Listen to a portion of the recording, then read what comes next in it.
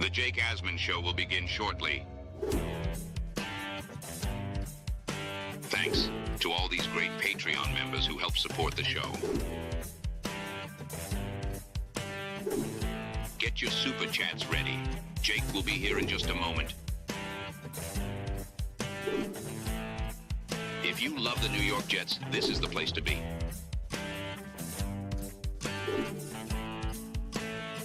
And now, the Jake Asman Show. The Jets are 3-8. It was another debacle yesterday at MetLife. Where do they go from here? We'll talk about that and much more with Joe Benigno in his weekly spot on the show. It's the Jake Asman Show. Let's hit it and get it started. Please subscribe and hit the like button below. Super chat, baby. Cut the line. Now it's time to talk all things New York Jets. It's the Jake Asman Show. Here we go on a Monday. The Jets have entered the bye week, and I guess they're a favorite again this week, this time against the bye. Jets 3-8, lose yesterday 28-27 to the Colts, and joining us right now in his weekly spot on the show is radio legend and the host of the Oh the Pain podcast, Joe Benigno. Joe, where do we even start after yet another classic Jet debacle? Well, I want to go right to what I thought was the key point in this game yesterday, okay? And if you watch the Bills-Chiefs game as well, it was the exact same situation. The Jets are up 24-22, right? Closing minutes of the game, 3-something left, maybe there's 3+ minutes to go. They got a 4th and 2 right on about the Colt 20-yard line. I'm down here watching the game with my good buddy Tommy Keenan, and we are screaming to go for the first down. Go for the first down. Try to put this game away, get the first down. If you get it there, you still may not score a touchdown, but now you're gonna probably have the Colts start to use their timeouts. It's going to be a different situation. 4th and 2. And Rodgers wanted to go for it, okay? He did. There's no doubt he wanted to go for it, okay? And this is what losing will. Ulbrich decides to play not to lose and kicks the field goal, and it comes back to kill him. If you watch the Bills-Chief game, Sean McDermott, the exact same situation, 4th and 2, the Bills are up 2, closing minutes of the game, they're on the Chief 20-something yard line. But McDermott, they go for it. Josh Allen keeps the ball, runs 25 yards for the game-sealing touchdown. Exact same situation. I was livid. I knew, bro, the minute they kicked that field goal, they were losing the game. The Colts went right down the field. The Jets had the 24-16 lead. They're up 8, okay? And you could argue they should have went for 2 there, whatever. It really wouldn't have mattered either way as the game turned out. Rodgers wanted to go for 2 there. Nevertheless, they're up 8, 24-16 after he hits Yeboah for that touchdown. And then the Colts go right down the field, like 5 plays, and they're in the goddamn end zone again. And now they didn't get the 2-point conversion, but now it's a 24-22 game. And then we saw and I knew, they were going to get kicked. They made Anthony Richardson look like he was Peyton Manning. And I've had it with Sauce Gardner, bro. I'm done with him. I'm telling you right now, I wouldn't pay this guy a dime. This guy's been reading his press clippings. He thinks he's better than he is. He got burned early in the game. Remember, the first touchdown the Colts scored was set up by a pass. I forget who the receiver was, but Sauce was covering him. He gets beat on the play. Then he misses the tackle on the guy, and the guy gets down to the 1-yard line, and the Colts score a touchdown right after that. And then Sauce gets beat by his college buddy there, Pierce from Cincinnati, on what probably is the biggest play of the game. Richardson down the sideline took Sauce for 40 yards, and then Sauce is complaining that he didn't get the safety help he should have got. Clark didn't know, whoever it was, didn't get over there in time. Well, what are you talking about? I mean, give me a break. And then Sauce, if you saw the interviews after the game with him, I mean, he basically is, he couldn't have been more defensive than he was. I mean, take responsibility because right now you suck, okay? You never get an interception. Now you're getting beat constantly. You can't tackle anybody. He even made a comment. Remember that one tackle he made where he got a standing ovation when he actually tackled the guy? Yep. He actually brought it up in the press conference afterwards. Well, the fans, they gave me a standing ovation. Well, do you realize why, Sauce? Okay? I am so fed up with this thing. And you know, I'll tell you something else too. Okay, I'm tired of the people ripping Rodgers, that it's Rodgers' fault that they are where they are. You know, give me a freaking break. You know, you could say whatever you want, and I understand. Look, it frustrates me too that he doesn't throw the ball down the field more than he does. Okay, that is frustrating. But the bottom line is this: we're up 8 points after we couldn't get a first down until the 2-minute warning in the first half. And what we have 5 or 6 consecutive 3-and-outs, whatever it was. Okay, and as bad as it was, the defense actually played decent in the first half. It's still only a 13-0 game. They get that touchdown before halftime. It's a miracle they're only down 13-7. And then in the second half, you know, the offense starts to move. They get that big turnover with the fumble that sets up the Brees Hall touchdown and puts them ahead. You know, the defense finally forces a goddamn turnover, you know. And you know, I'm tired of him bashing Rodgers. I mean, the kicker cost him 3 games. The defense has cost him at least 2, the Patriot game and this game. And, you know, I understand Rodgers is not the guy he was 4 or 5 years ago. I totally get that. But, I mean, this is the best quarterback play we've had since Ryan Fitzpatrick's career year 9 years ago. I mean, give me a break. He's thrown 17 touchdowns and only 7 picks so far this year. They had no turnovers in the game yesterday. They didn't turn the ball over. You know, that 1 4th down conversion when I don't know what that play was, when they tried to run Conklin, you know, sneak him behind center to get the first down. He didn't get it, but still, in the grand scheme of things, you know, probably wasn't that big a deal. But, I mean, I want Rodgers back next year. He's a $40-something million dead hit on the cap. And, you know, who's our quarterback? Now, you tell me who the quarterback is next year. They got to draft a young quarterback. They're probably going to get, you know, not as high a draft choice as you think because there's so many bad teams in the league. I mean, right now, there's like 5, 6 teams that are worse than the Jets are record-wise. And you got a couple other teams that are right there with the same record the Jets have. You know, so where are they going to pick? Like 10th again? Something maybe? I mean, the way they're going now. And you know they're going to win more games. They're going to win a couple more games. You know they are. So, you know, I mean, I'm just tired of the Rodgers bashing. You know, he's an easy target, but he's not the main reason that they're 3-8 right now. Okay, let's be honest about that. This coach is way over his head. He has no idea what he's doing. He's not a head coach. We know that.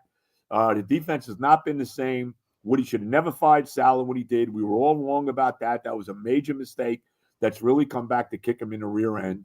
And, you know, I mean, what else can you say? But I'm tired of hearing the bashing of Rodgers, and I want him back because who's coaching? Who's quarterbacking his team next year? You know, we still got weapons on offense.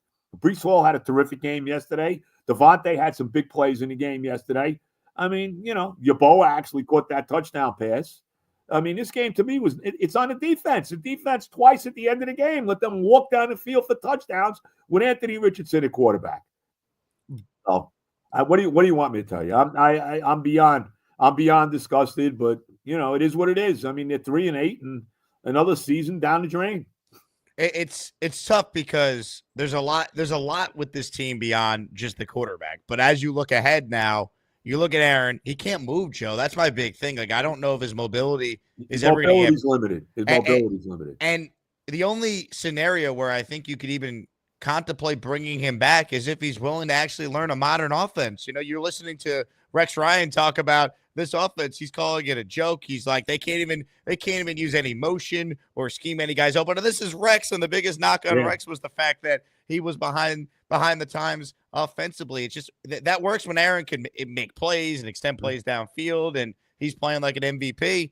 But I mean, he looks like a guy right now that's just basically not trying to turn it over and basically trying to protect his completion percentage. And I'm not putting it all on him yesterday, but like, good teams don't wait till 2 minutes left in the first half to get a first down. I don't know if you could justify bringing Aaron back unless he is on board. Quarterback? Well, let me ask you, Bo, who's the quarterback next year? Tyrod Taylor? Is that who the quarterback is? I mean, tell me. Who is it? Tyrod or another bridge that's out there, another veteran? Because if all we're saying is Aaron Rodgers is a bridge quarterback at this point, I'd rather just deal with the cap hit all next year, like what Denver did with Russell Wilson, and just move on and hope with better coaching. And then you got to draft a quarterback. It's like, it's very complex because there's so many factors that have to go into whether or not you're going to go with Aaron Rodgers for another year. But my caveat has to be new offense, and you're drafting a quarterback before you even consider bringing this guy back at age 42, given what we have seen this year. Because I don't know if it gets better next year from an athletic standpoint. It probably only could get worse.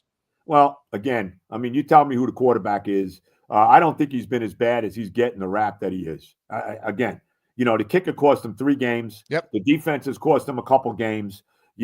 I mean, I'm sorry. I mean, look, is he the same guy? No. But I mean, and it makes me cry. I mean, these guys aren't open either. I mean, let's be honest. I'm watching the Colt receivers. They're wide open all over the place.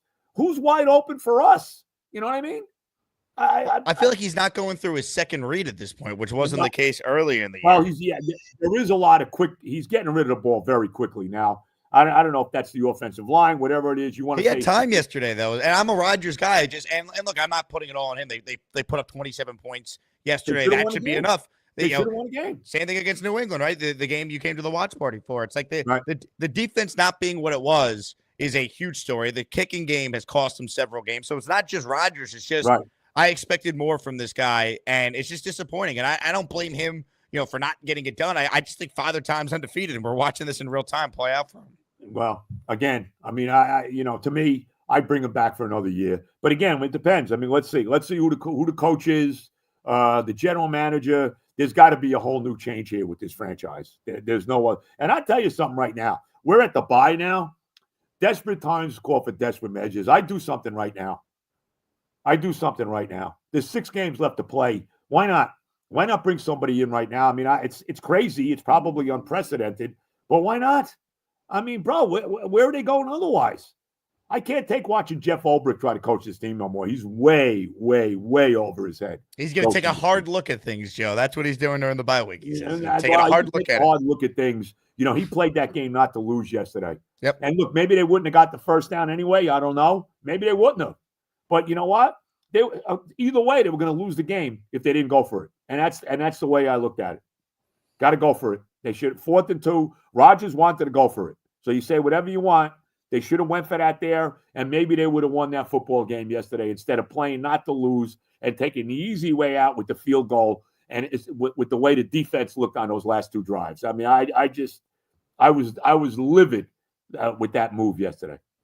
The way the defense has completely fallen apart since Saleh has been fired, I think has been shocking. They have been one of the worst defenses, if not the worst defense in the league since he's been fired. They're allowing over 26 points per game since Saleh has been fired. And I don't know if this team would have won anything with Saleh. I think the writing was on the wall. He wasn't a great coach, but when we did the show live, when we found that he was fired, I don't think anyone could have expected the defense of all units would completely unravel the way they have.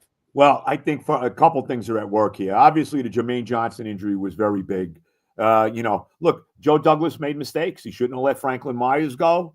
He shouldn't have let Bryce Huff go. The whole Hassan Reddick thing has come back to kick him in the face. Was he even on the field yesterday, Hassan Reddick? I mean, if he was, he certainly didn't do anything in his football game.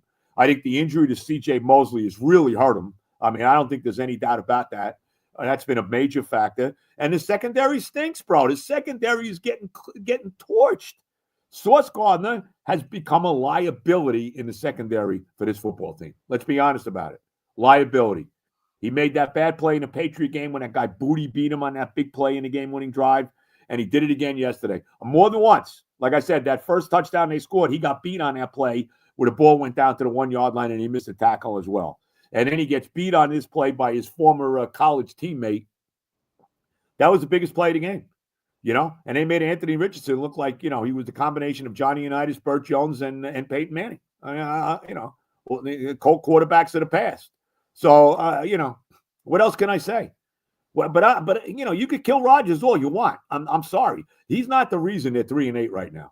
He really isn't. No, he's part of it, though. I'm with you for the most part on Rodgers. I just feel like I don't want to give him a complete pass because they basically tailor the entire offense for what he wants to do. And the offense, more times than not, has stunk, can't move the ball, doesn't throw downfield. And it just feels like there's no adjustments. We have no idea how much input Downing can really do because Rodgers is changing so many things at the line. Like, I just feel like if you're bringing Aaron back under any circumstance, you got to run a modern offense. You're no longer deferring to what he wants. They tried it his way. It hasn't worked. I don't think it's all on him, of course. The coaching's horrific, as we know. But I just feel like if he's coming back next year, Joe, you're drafting a quarterback behind him, and you're running a modern offense. And if he's not on board, then okay, retire or we'll cut you and deal with the dead cap hit next year rather than spreading it out and dealing with it down the line for no good reason.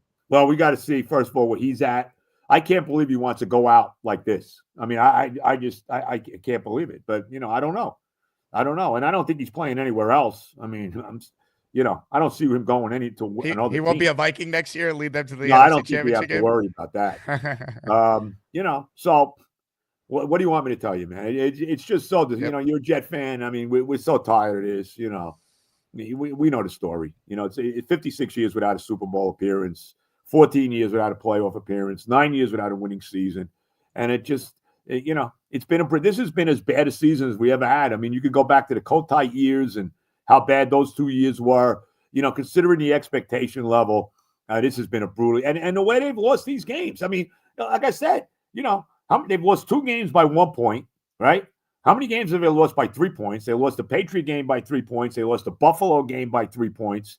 I know there's been some games where they got killed. They were terrible against the Cardinals. They didn't play great against the Niners. Even the Pittsburgh game, they lost by, I don't know, two touchdowns, whatever. But they were in that game, right up until the point when the kicker when Zerline, who's really killed this team this year, got that kick blocked. Wilson had that pass where Rodgers hit him right in the fucking chest. And if you don't mind, can I say F on this? I guess go for it. The Jets are 3-8. The rules go out the window with Joe B. Right. The ball hits freaking Wilson in the numbers, and the ball bounces up for an interception. The guy takes it to the 1 yard line. Yep. I mean, this is the kind of way that they've lost all year. It's not like they're getting blown out in every game, and it's extremely, extremely frustrating watching this football team right now. I mean, they had Buffalo beat, and now Buffalo looks like the best team in the AFC right now. That's right. Well, we'll see. We'll see if they can beat We'll see if they can beat Kansas City when the money's on the line. We'll see. It's just. It's beyond frustrating because we've seen bad Jet teams before. This team's bad for ways that aren't typical for Jet standards. There's actually still a lot of talent on this team, and that's why I think people want to blame Rodgers. They want to blame this unit, that unit, particular players. To me, Joe, the biggest weakness on this team by far is the coaching. Look at the Chargers. They're 7-3. They have no coaching. Their roster is worse than it was a year ago, but they got rid of Staley, replaced him with a real coach in Harbaugh, and now they're in the mix. The Commanders were picking second last year in the draft. Now they're going to be in the playoffs this year. You go down the list, you can't tell me if the Jets had a competent coach. They're 3-8 with the roster that they still do have that has some talent on it here. Well, you tell me who's coming here, and that's why I keep going down to Rex. I mean, does Mike Vrabel want this job? I mean, if he does, okay, fine. I'm good with Vrabel. He's the number one guy to me, Joe. Where else are you finding a guy with experience that has recently coached? They can't. John Gruden would be fine. I would take him. You mentioned Flores. I like him a lot as well. You can't give me another first-time coordinator. You can't give me that. I love Darren Glenn as a player for my team. I don't want him coaching my team. The guy Johnson as well in Detroit, I don't want him either. I don't want another first-time coordinator. Okay, you got to give me a guy that's been a head coach in the league before. Even a guy, and I've heard Cliff Kingsbury's name mentioned. I don't love him, but at least Kingsbury as well has had head coaching experience in the NFL. Yep. I can't bring in another first-time coordinator, bro. I just can't do it. Now, you've been a big Rex guy, and Rex has been very polarizing. And I love him too. What would be in your mind like some of the concerns with Rex? Because the Jet fans that I talk to every day on the show, Joe, the ones who love Rex, all the reasons you talked about, right? Change the culture, wants the job, chip on the shoulder. But the concerns would be defensive-minded guy, hasn't coached in the NFL since 2016, hasn't had success as an NFL head coach since really, those Jet runs in 2009 and 2010. How do you view the pros and the cons of potentially hiring a guy like Rex? Well, I think that one thing about Rex coming back now is that Rex knows the mistakes he made in the past. I mean, I think that's something you got to look at, I mean, when you're coming back, look, I'll make an analogy to our future 47th president here. Okay. He made mistakes the first time. He thought he could come in and really change everything in Washington, and he learned he really couldn't do it. And he was up against a lot more than he realized. And I think now he's coming into a scene where he's got a lot more experience. He realizes what he's getting into. And I think it's the same thing with Rex. Rex knows the mistakes he made the first time. Maybe he didn't pay enough attention to the offense. I don't think Sanchez was ever coached correctly. And I think that helps him coming back and coaching his team again. And again, I can't emphasize enough that he wants the job. He's got something to prove. He wants to win with the Jets. That means something to me. Does Mike Vrabel wants to win, but what does it mean? Does he really understand? Does he really feel what this franchise is all about.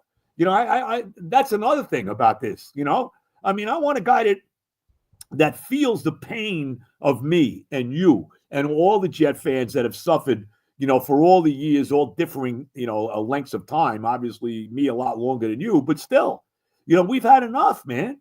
We've had enough of being a laughing stock in this league. I'm sick and tired of having to watch, Buffalo and Kansas City and all these other teams be, big-time football teams, Sam Darnold's 8-2.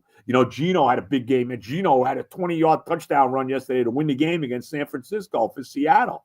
I'm sick and tired of watching guys that we let go, win for them and win for other teams. Mike Williams last week catching the touchdown pass for the Steelers. By the way, how good are they?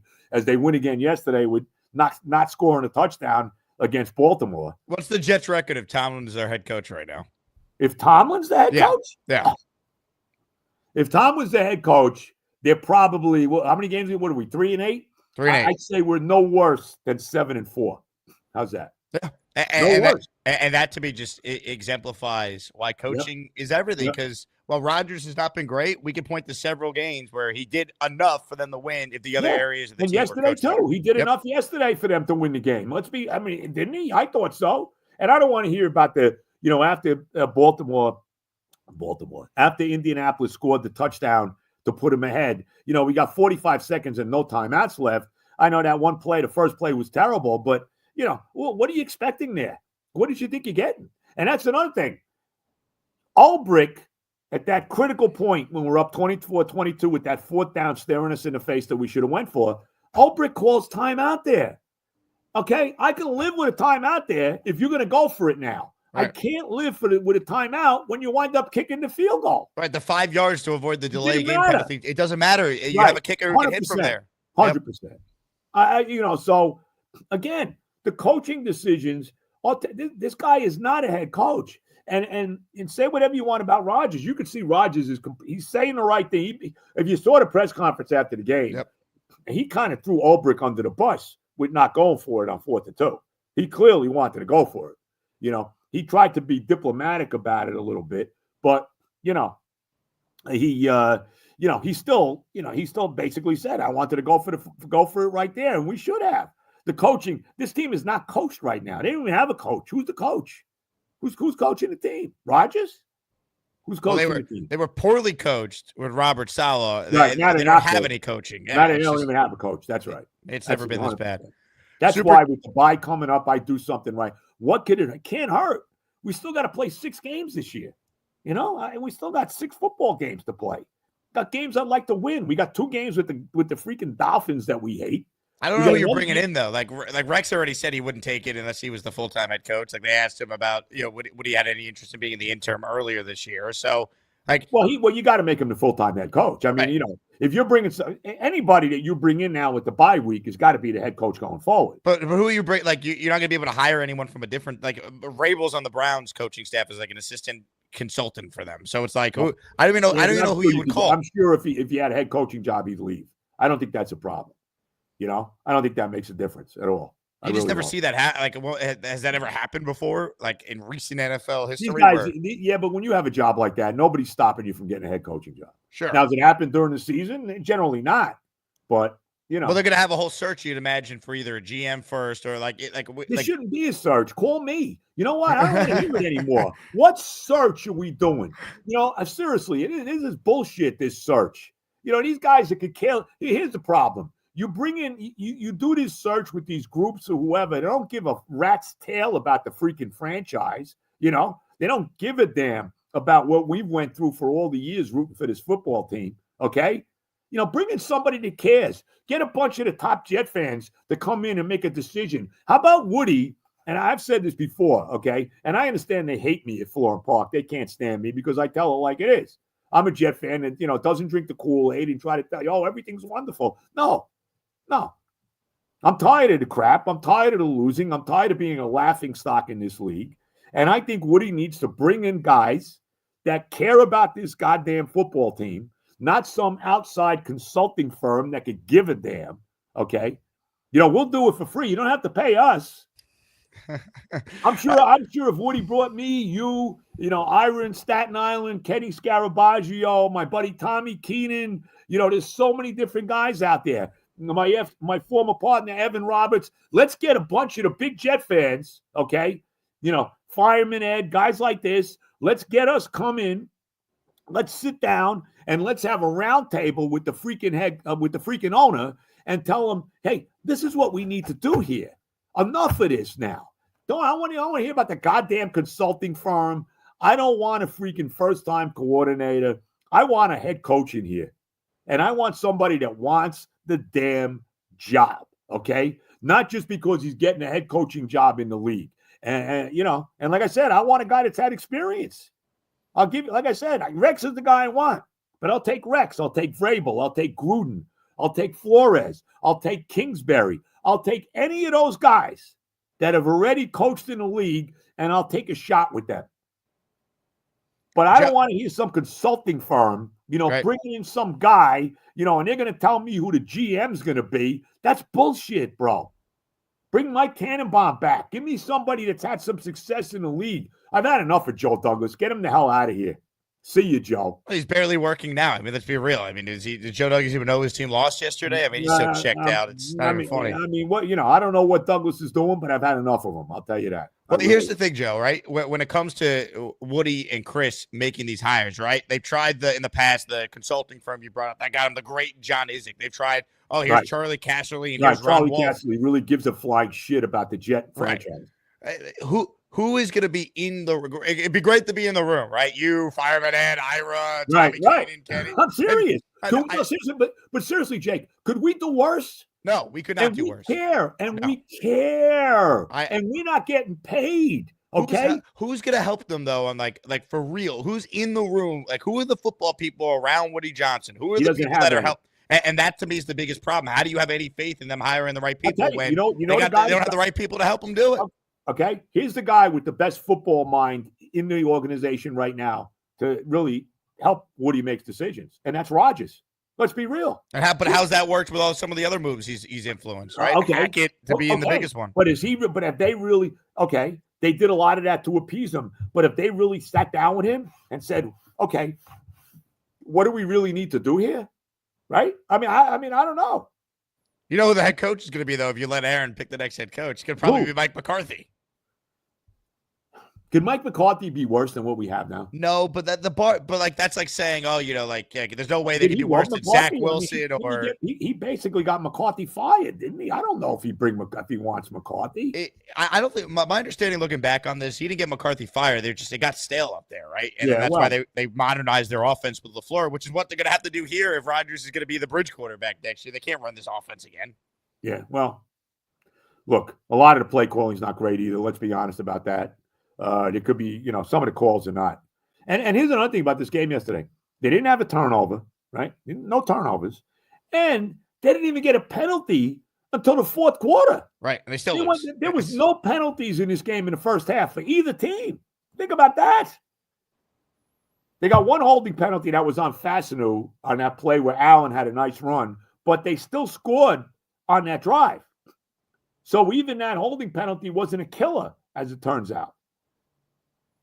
I don't know what else to tell you, bro. Seriously. You think I'm nuts? Woody needs to sit down with the people that really care about this franchise and sit down and talk to guys like us and try to come up with a plan to win. It could be worse, Joe. So I really don't think you're nuts. I'm nuts. We're all nuts because we continue to care this much about a team that hasn't been in the playoffs since 2010. Forget the Super Bowl for a moment, but it's just these hires are so important, and I want to know what their plan is to find a GM and coach, because until they get that right, none of this really matters. You look around the league, all these teams can figure it out because they hire the right football people. And people saying, well, the Jet job is not that attractive. The Lion job wasn't that attractive either, but they hired Dan Campbell, and the rest is history. Like, you got to hire the right people, and then they can turn around. United the best team in the league. So those are the guys. I threw the names of the coaches out there that I want. I want somebody that's had experience. Rex is my number one guy. But you give me any of those other guys, and I can live with it. And I really mean it about, get the people that care about the franchise. Stop bringing in people that are getting paid and can really give a rat's tail, or, all they're worried about is getting paid, and, they'll be a consultant. Bring the people in that have spent money on this team, that have been season ticket holders, and I know I'm not a season ticket holder anymore, but I've spent a ton of money and a ton of emotional, what have I spent emotionally on this team? We'll come in for free, and we'll give you a breakdown of what we think about what needs to be done with this franchise. Okay? I'm tired of having yes men in there. I'm tired of having people like that. It's time for Woody to look at his fan base, okay, that has been getting it up the ass for years, and sit down with the people that give a damn about this franchise, not some freaking consultant that getting paid. Great line in The Godfather, Michael Corleone, okay, when they're down in Cuba and he's down there with Hyman Roth, and Corleone now is seeing the rebels, okay, and he realizes that there's something going on here in Cuba, okay, everything's not the way it needs to be.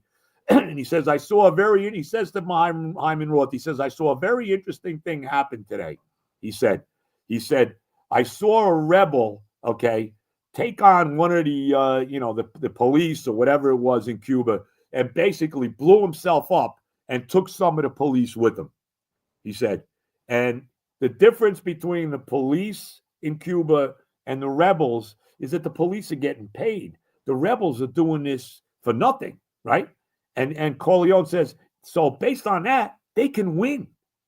And of course they eventually did, the whole thing with Castro, even though that, that's what it was all about. Castro taking over Cuba and all of that, okay? When they were getting ready to have, make Havana into the next Las Vegas, and it never worked out that way. But that's the same thing here. Stop bringing in these people that are getting paid and really don't give a flying shit about the franchise, and start to talk to the people that actually care about the New York Jets. And that's guys like us. I'm serious. Now, you could say I'm nuts, but could it be any worse than it is now? And I think Woody Johnson needs to see that. Now, they'd never let me talk to Woody because they hate me, If I could see, I think Woody would actually talk to me, okay, if I had some kind of direct contact with the guy. But I don't. And like I said, they're never letting me talk to him. But that's what needs to be done, bro.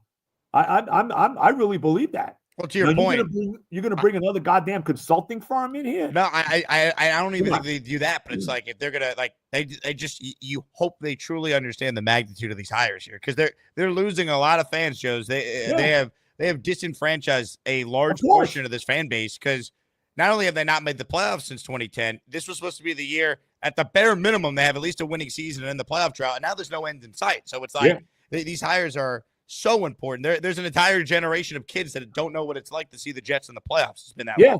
No, of course. I mean, it's unbelievable. Really, it's unbelievable. Something has to be done, and what they've done in the past is just absolutely not working. And like I said, I don't want some consulting firm coming in here and saying, well, bring this guy in. He's never been a GM. He's never been a coach. But no. That can't work anymore. That cannot work anymore.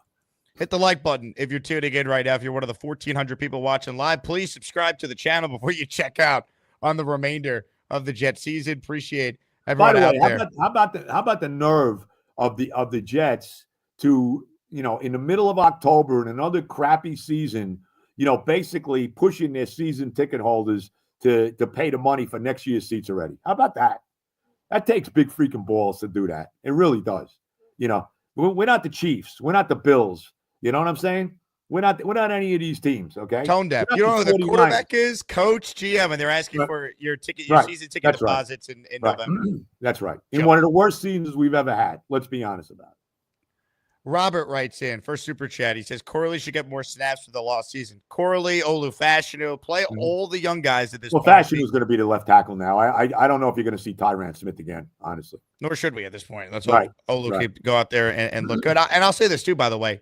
If you're trying to sell this job to a prospective coach, you have an offensive line right now where 4/5 of it should be in place for next year, which is rare in Jet history. And I bring back Morgan Moses as well. He still can play at a high level at right tackle. Then all of a sudden, you have the same offensive line from one year to the next. That never happens. That's not a bad starting point with Brees and Garrett Well, you Wilson got on young this guys. offense. I mean, Fastenu's young. Tippmann is young. Simpson's Derek been a good Hucker's free young. agent signing.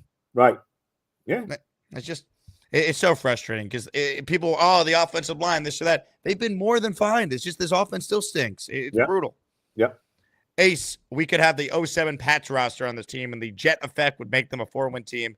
Jets are just bad. We shouldn't expect much. I get it, but like every Lion fan was saying the same thing, and then eventually they turned it around. You can't have that mentality. You got to get the right people, and eventually it could change.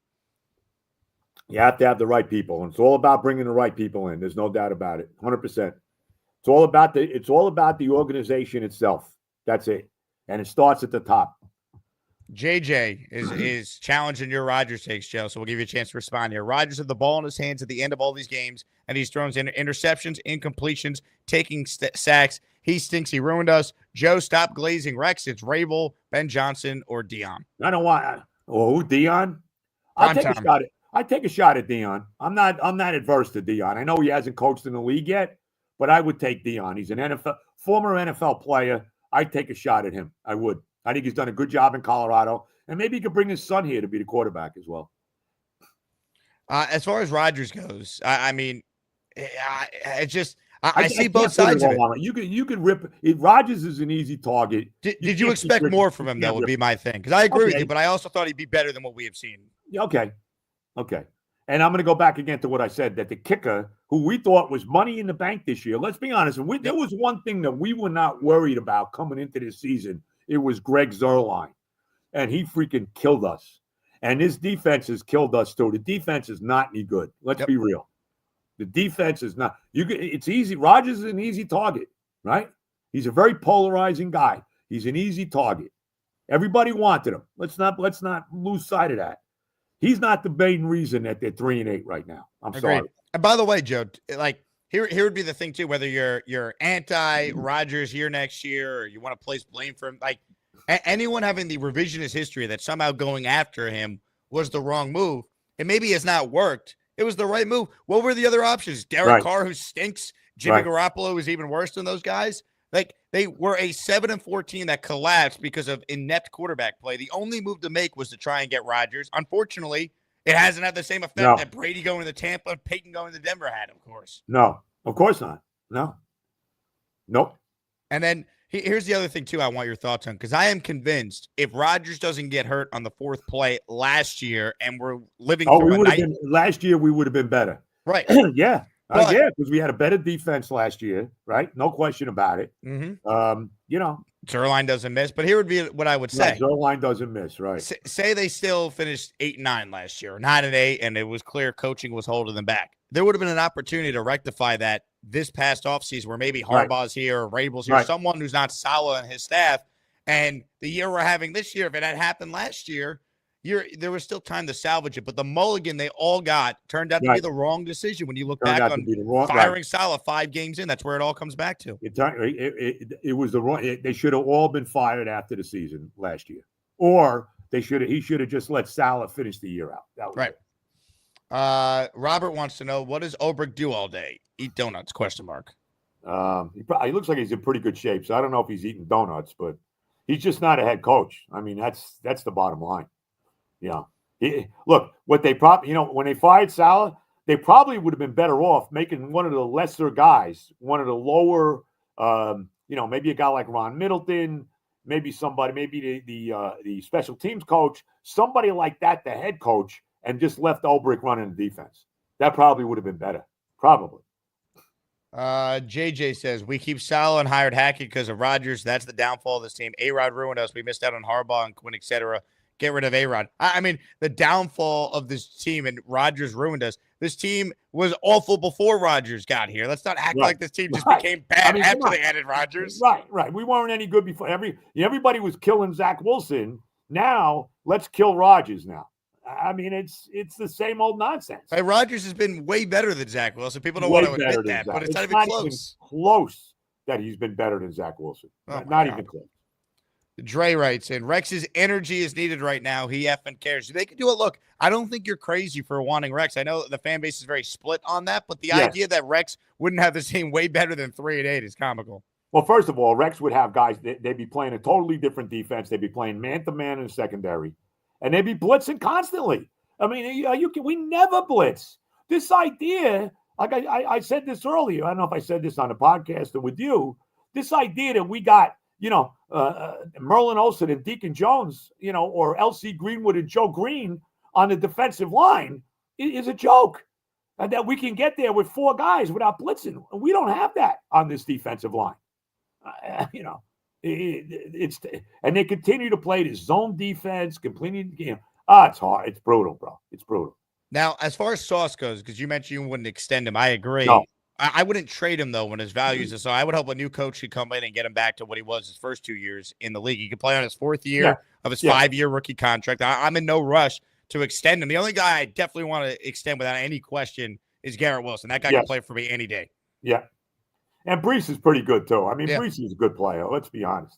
I don't know if feature him the right way, Joe. He hasn't had a game yet this year where he's had 20 or more carries in a game. How is that possible? And they don't throw the ball to him enough. No, did you saw what he did yesterday?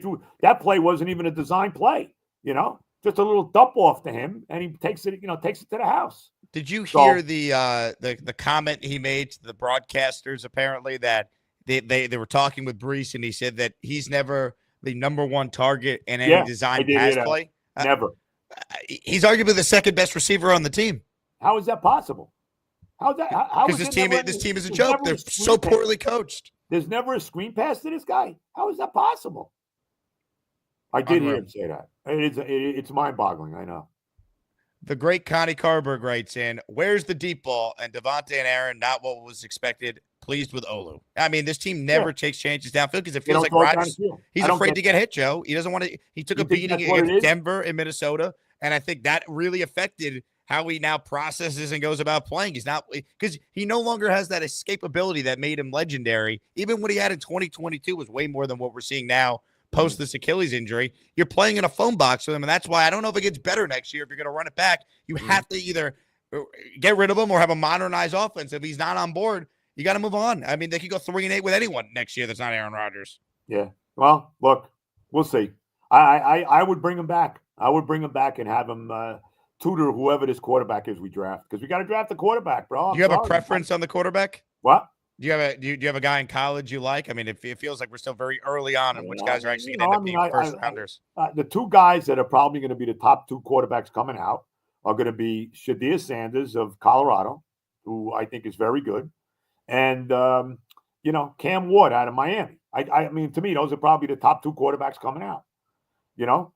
There's nobody else that I really, Jalen Milroe. You like the Bama quarterback? Milroe, I like Milroe, but he's small.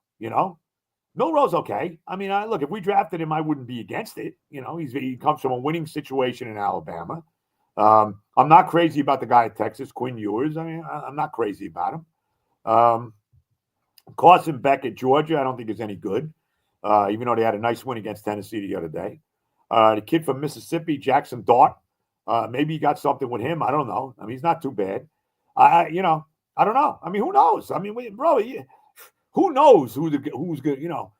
We never know when it comes to these college quarterbacks. Who knows? Nobody knows.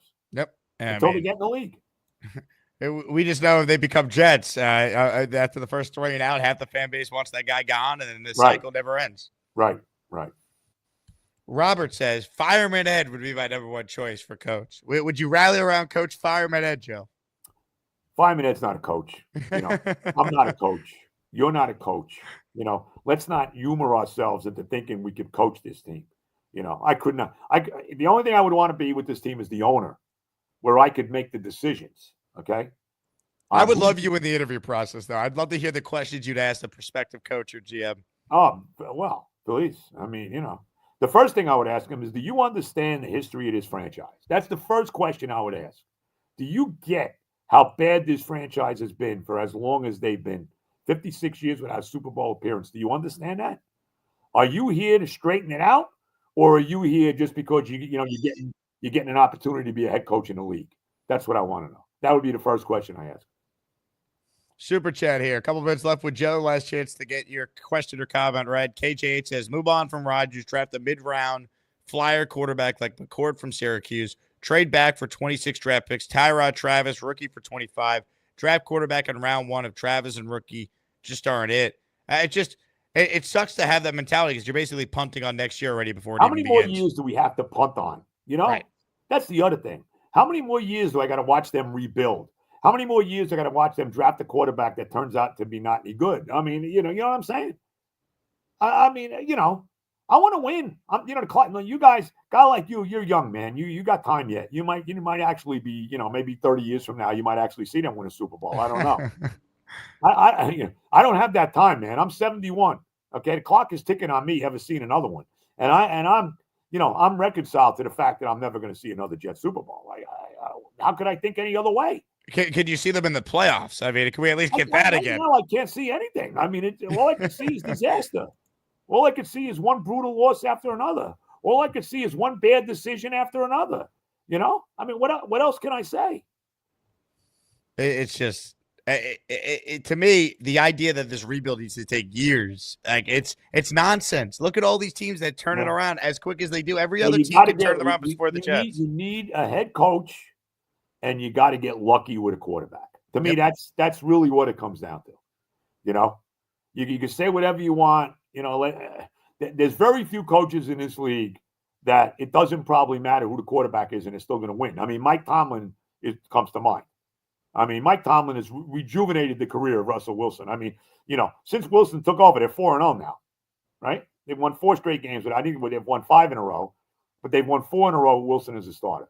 And watch out for Pittsburgh, because to me, Pittsburgh, don't go sleeping on them. They're 8-2, and they are a dangerous team. They got a terrific defense. They got they got an underrated offensive football team. They got Russell Wilson playing like it was 2014 again. And they got by far the best coach in the NFL in my mind, in Mike Tomlin.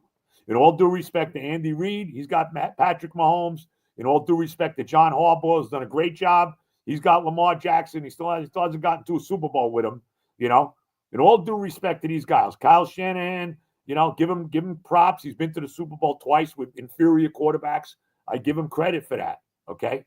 But to me, Sean McVay, who's already won a Super Bowl, he's been to 2.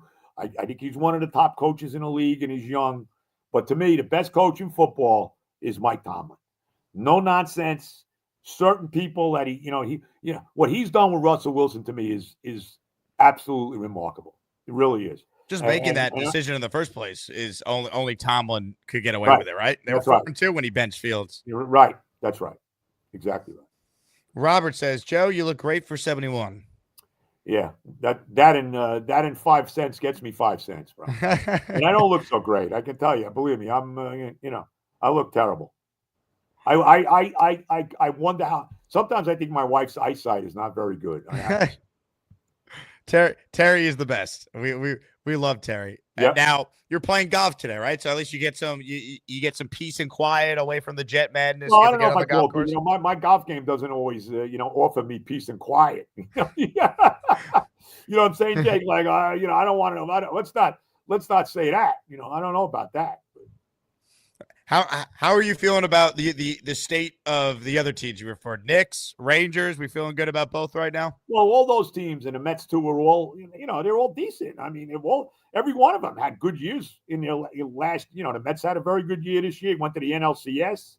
The Rangers went to the conference finals last year, and they're off to a good, as much as everybody kills them. I mean, you read about it in the paper, Larry Brooks, you think that their record is the complete opposite of what it is. They won again last night. They shut out the Kraken on the road. They're 11-4-1. Okay, what's so bad about that? And they're not playing their best hockey yet. The Knicks are just, the Knicks have won 2 in a row now. They beat the crummy Nets. They're 7. They should have lost that game the other night to them, but they're 7-6. Starting to gel, yeah. They went to the second round of the playoffs last year. If Anunoby doesn't get hurt, they would have probably at least got to the conference finals. So the state of the other 3 teams I root for is actually pretty good. But the state of the team that I, probably care about the most, because football to me is the number one sport, my number one sport, is beyond a disaster.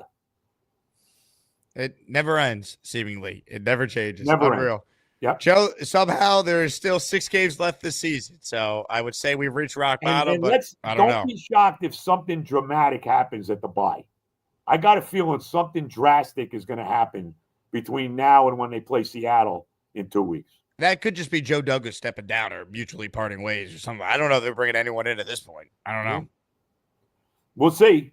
We'll see. Yeah. I would put, at this point in time, I put nothing. I think Woody is so desperate now that I put nothing past Woody right now. Hopefully he calls you, let you be the the interim GM the rest of the way here. I don't want to be the general manager. I don't want to be the coach. I'm not a general manager. I'm not a head coach. Believe me when I tell you. But I would like to make some decisions for this franchise. And I would bring in my guys. Love it. Like you. The committee. Like Ira, like Eddie, like Kenny, like my buddy Tommy Keenan, Evan. I bring in these people to try to figure out how we're going to freaking finally win with this franchise. Because you know what? We wouldn't do any worse than the crap we've seen before. Let's be honest about it. No, I've said this for a while. If you let, I'm telling you right now, I'd make Rex the head coach. First thing I would do. I'd call Mike Tannenbaum. Mike, you still want to be a GM in this league? Okay. I'd call him first. And then I'm saying, look, I want to bring the band back. I want Rex back. And let's see what happens. I'm open to Rex. You lose me with Tannenbaum though. Once Tannenbaum had to start making the decisions, and Mangini wasn't there to help him with the draft and some of the contracts he gave out. Tannenbaum to me didn't do his job well enough to justify coming back with Rex. I rather a different GM. I'm with you on Rex for a lot of what you said though. All right. I'd call Tannenbaum and see what he wants. See what he thinks. I would. Rex and Tannenbaum, but we're going back to 09, baby. Can we be worse? No, you can't be worse. You can't be any worse. No way. Joe, enjoy the golf today. Appreciate you as always. Enjoy the bye week, and I'll talk to you after Jets Seahawks and Geno Smith back in town. We'll see if I'm still alive for that. All right, bro. All the love, Joe. Appreciate you. Baby. Ladies and gentlemen, Joe Benigno. It is weekly spot on the Jake Asman Show. Hit the like button if you're tuning in.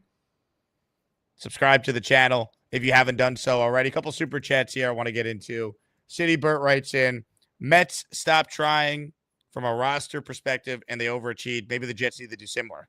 I mean, look, you can't tell me that the Jets next year aren't in a way better situation with competent coaching.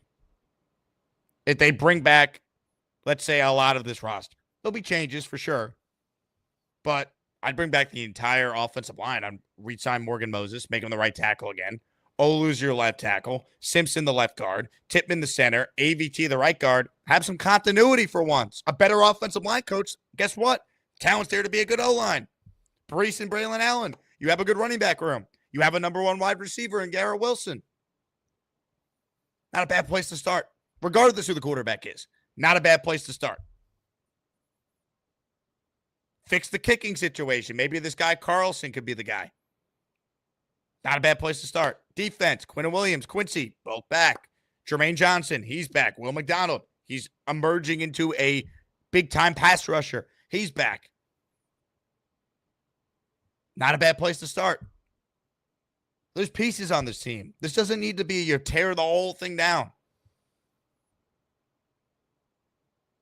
You got to get the right coaching in here or none of this matters.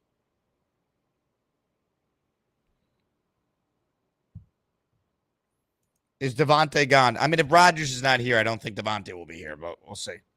I think Devontae could still play. He showed me something yesterday, right? Devontae still cares. I like seeing him hit stick dudes yesterday and try and get this team going. Unfortunately, this team is impossible to get going because they stink. Sco writes in, hopefully my Mets can get Soto since the Jets suck. How about this for a concept, Sco? No. Don't you dare take Soto from us. Mark writes in, Jake, listening to your show last night, I like the idea of Rabel in a 3-4 defense. We have the outside linebackers. Just need to find the nose tackle. Yeah, to me, it's not even about the style of defense they would run, Mark. I see what you're saying. It's just get the guy that has won before, that's a culture setter, that can hire the right staff, it can hold guys accountable.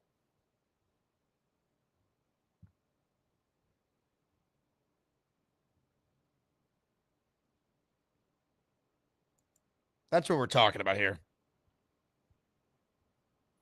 Disinfo, watch the Red Sox get Soto. They don't spend money anymore. They're not getting Soto. Soto's either going to be a Met or a Yankee. Let's be real.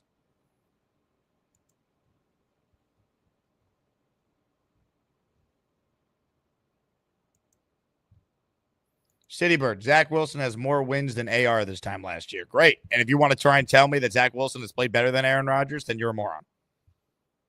I don't think that's what you're saying, Citybird, but it just shows you just how big of a nightmare this season has been.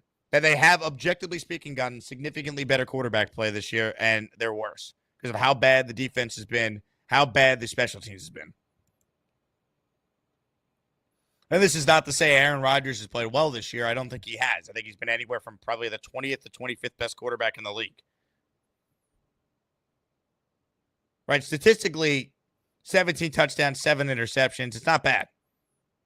But if you watch the games, you can't tell me that he's played really good football. You can't. It's impossible.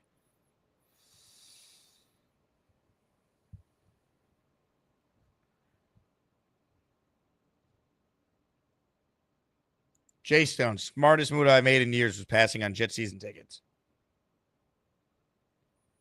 Yeah, I mean, why would you right now spend money on season tickets? Your tickets are worth nothing. Nothing. How many years have you been a season ticket holder where you get to this time of year and you can't even find people to go with you to the games? You try and sell the tickets for 75% less than what you pay per game for them for.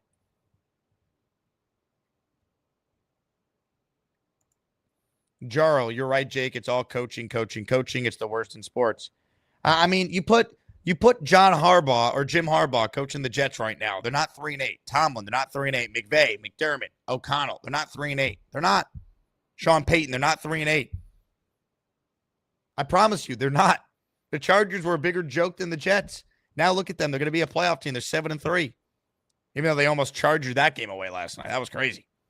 You know, at first, it felt like maybe the NFL made a mistake not putting Jets Colts in prime time because that was a more exciting game than the Chargers slaughtering the Bengals. And then the Bengals make this improbable comeback and it ended up being a thrilling game. So the NFL got it right.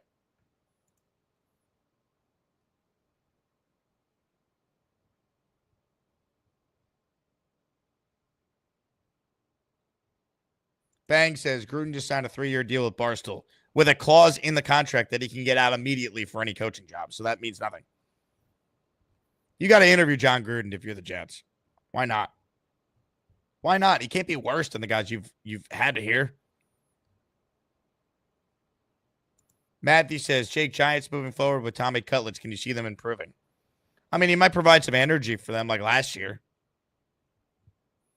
Bang, Gruden is not available. Move on. Gruden is available. So you're wrong. As usual. Gruden absolutely is available if teams want to interview him for coaching openings. It's Jets, Jets. I love Fireman Ed, too. I'm interviewing him.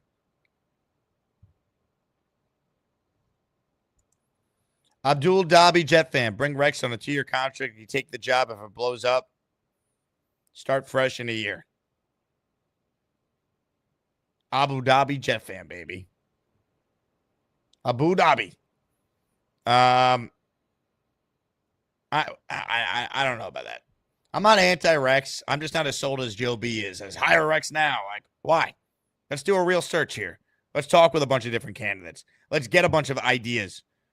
You can learn a lot about your organization, too, when you interview all these coaches. How do they feel about your organization? Get feedback from them. You know, I seriously want to know who's in the room helping Woody make these hires. You know, in a perfect world, yeah, Joe B would be in the room as he's talking about putting the coalition of Jet fans together to help Woody. I get it. That's never going to happen. So who's in the room helping them? You know, one name was like Curtis Martin, who wants to get into ownership. Gary Myers brought that up. That'd be smart if he's hired as an advisor that could help Woody with these hires.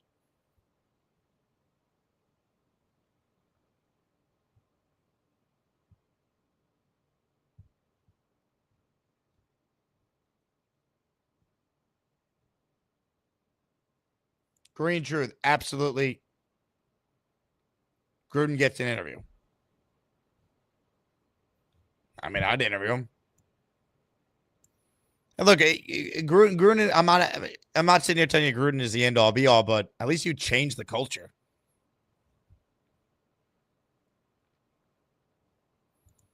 Jose says, worst part of the season zone, the AFC's wide open. No clear-cut number one. Detroit, best team in the league. I agree. The stats don't tell the whole story, but Patrick Mahomes has 12 touchdowns and 9 interceptions this year. Aaron Rodgers has 17 touchdowns and 7 interceptions. One team's 3-8. The other team's, 9-1? That's why you can't just look at stats, but it just shows you. If I would have told you the Jets would be 3-8 before the season started, you would have told me, oh, Rodgers got hurt again. Just insane. Purple Belt Mike, are the Jets the biggest circus clown show in the history of sports? In the history of sports?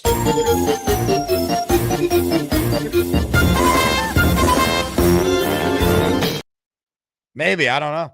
Feels like it right now.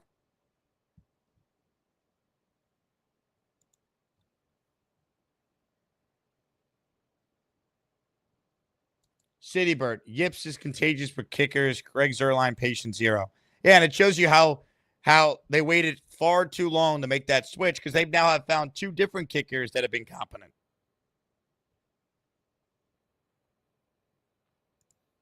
Derek says, can you show us the quarterback chart with Rodgers? I don't have it in front of me. If I see it this week, we'll pull it up. Citybird says, Rex is a bad idea. He's been off the bike too long. I mean, the argument for Rex in regards to pushing back on that he's been away for far too long, his son is still a head coach in the league. Or not, his son is still an assistant coach in the league with the Lions.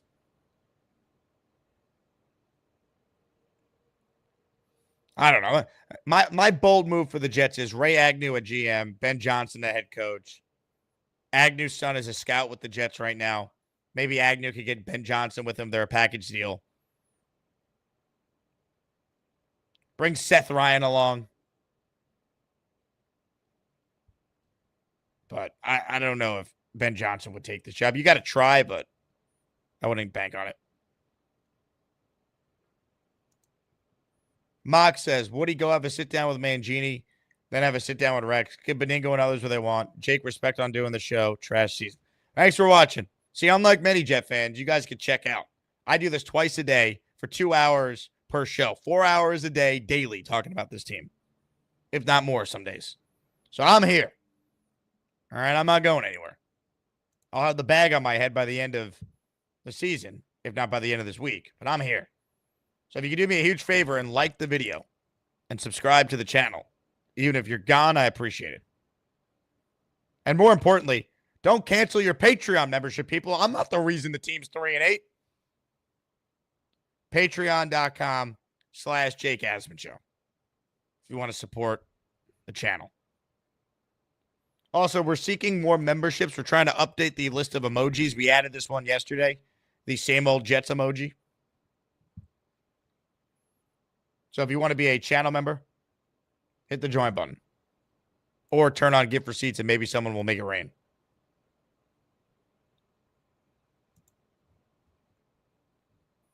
All right, let's open up the Gusbuster hotline right now. We'll take some calls here on the show. I'm going to throw the link in the chat. If you've never called in, now is your chance. All you have to do is click the link, sign in through StreamYard, and you'll be ready to roll. It is a very easy process.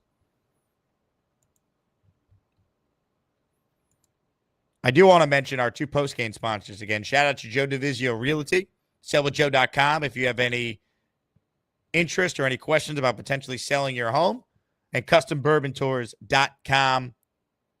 Head down to the Kentucky Bourbon Trail in style by scheduling your bourbon tours with CustomBourbonTours.com.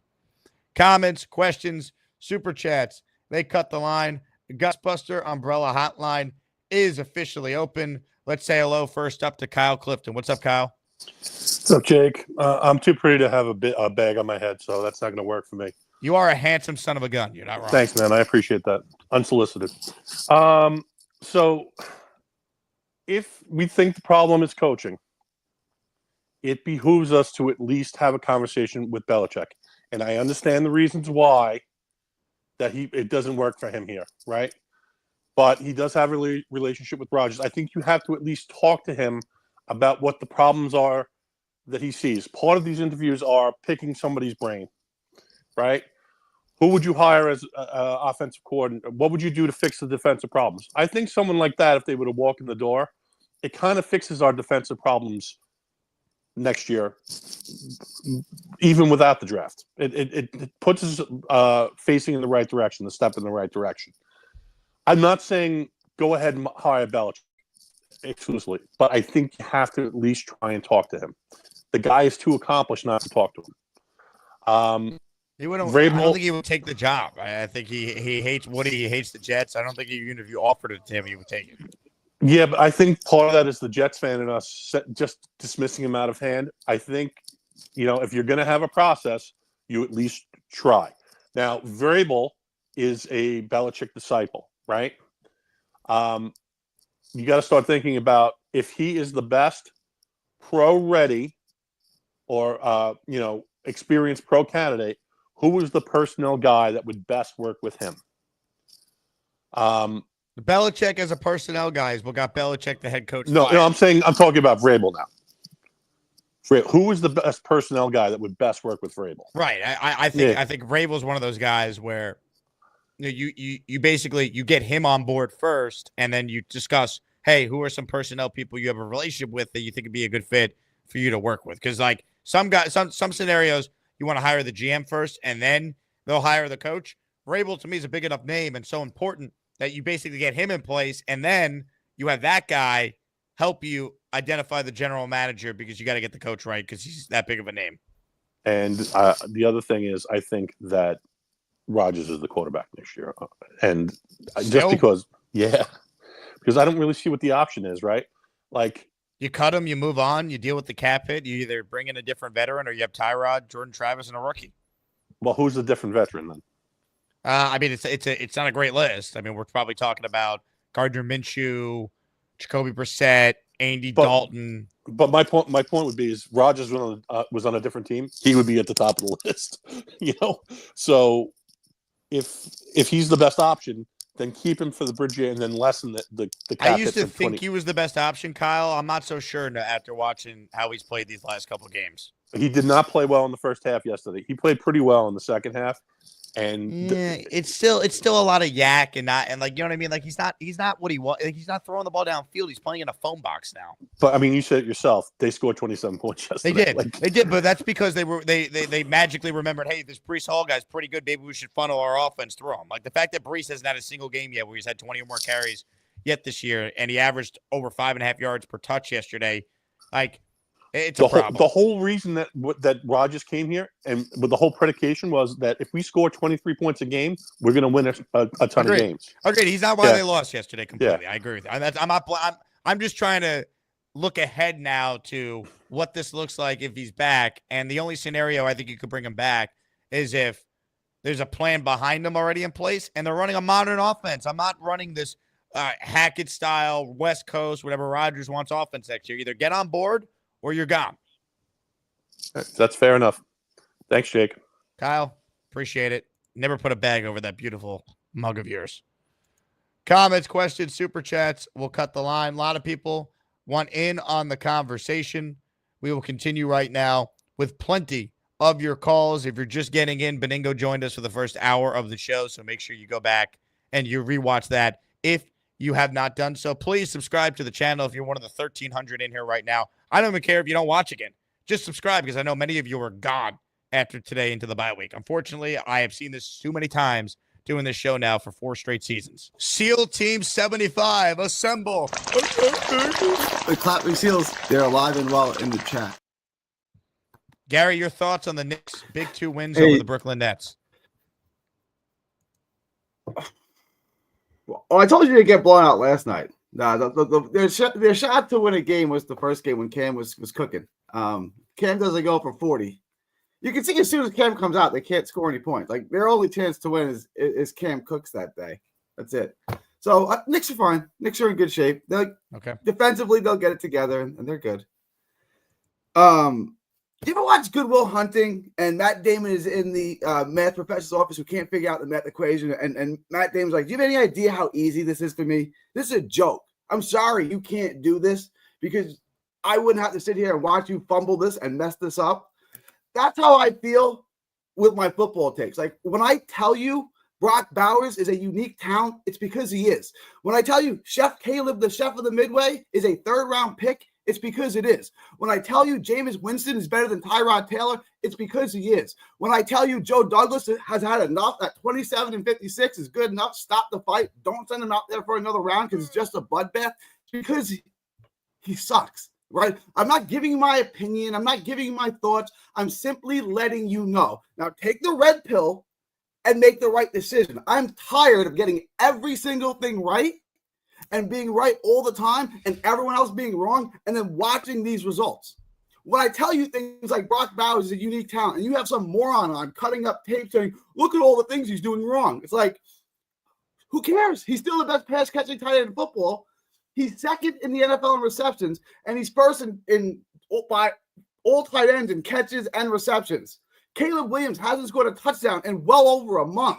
Like, guys, stop. Now everyone's crying for Joe Douglas to be fired. It's like, I told you this. Like, you guys criticize me because I'm a little sharper, a little more perspicacious. I know exactly what's going on.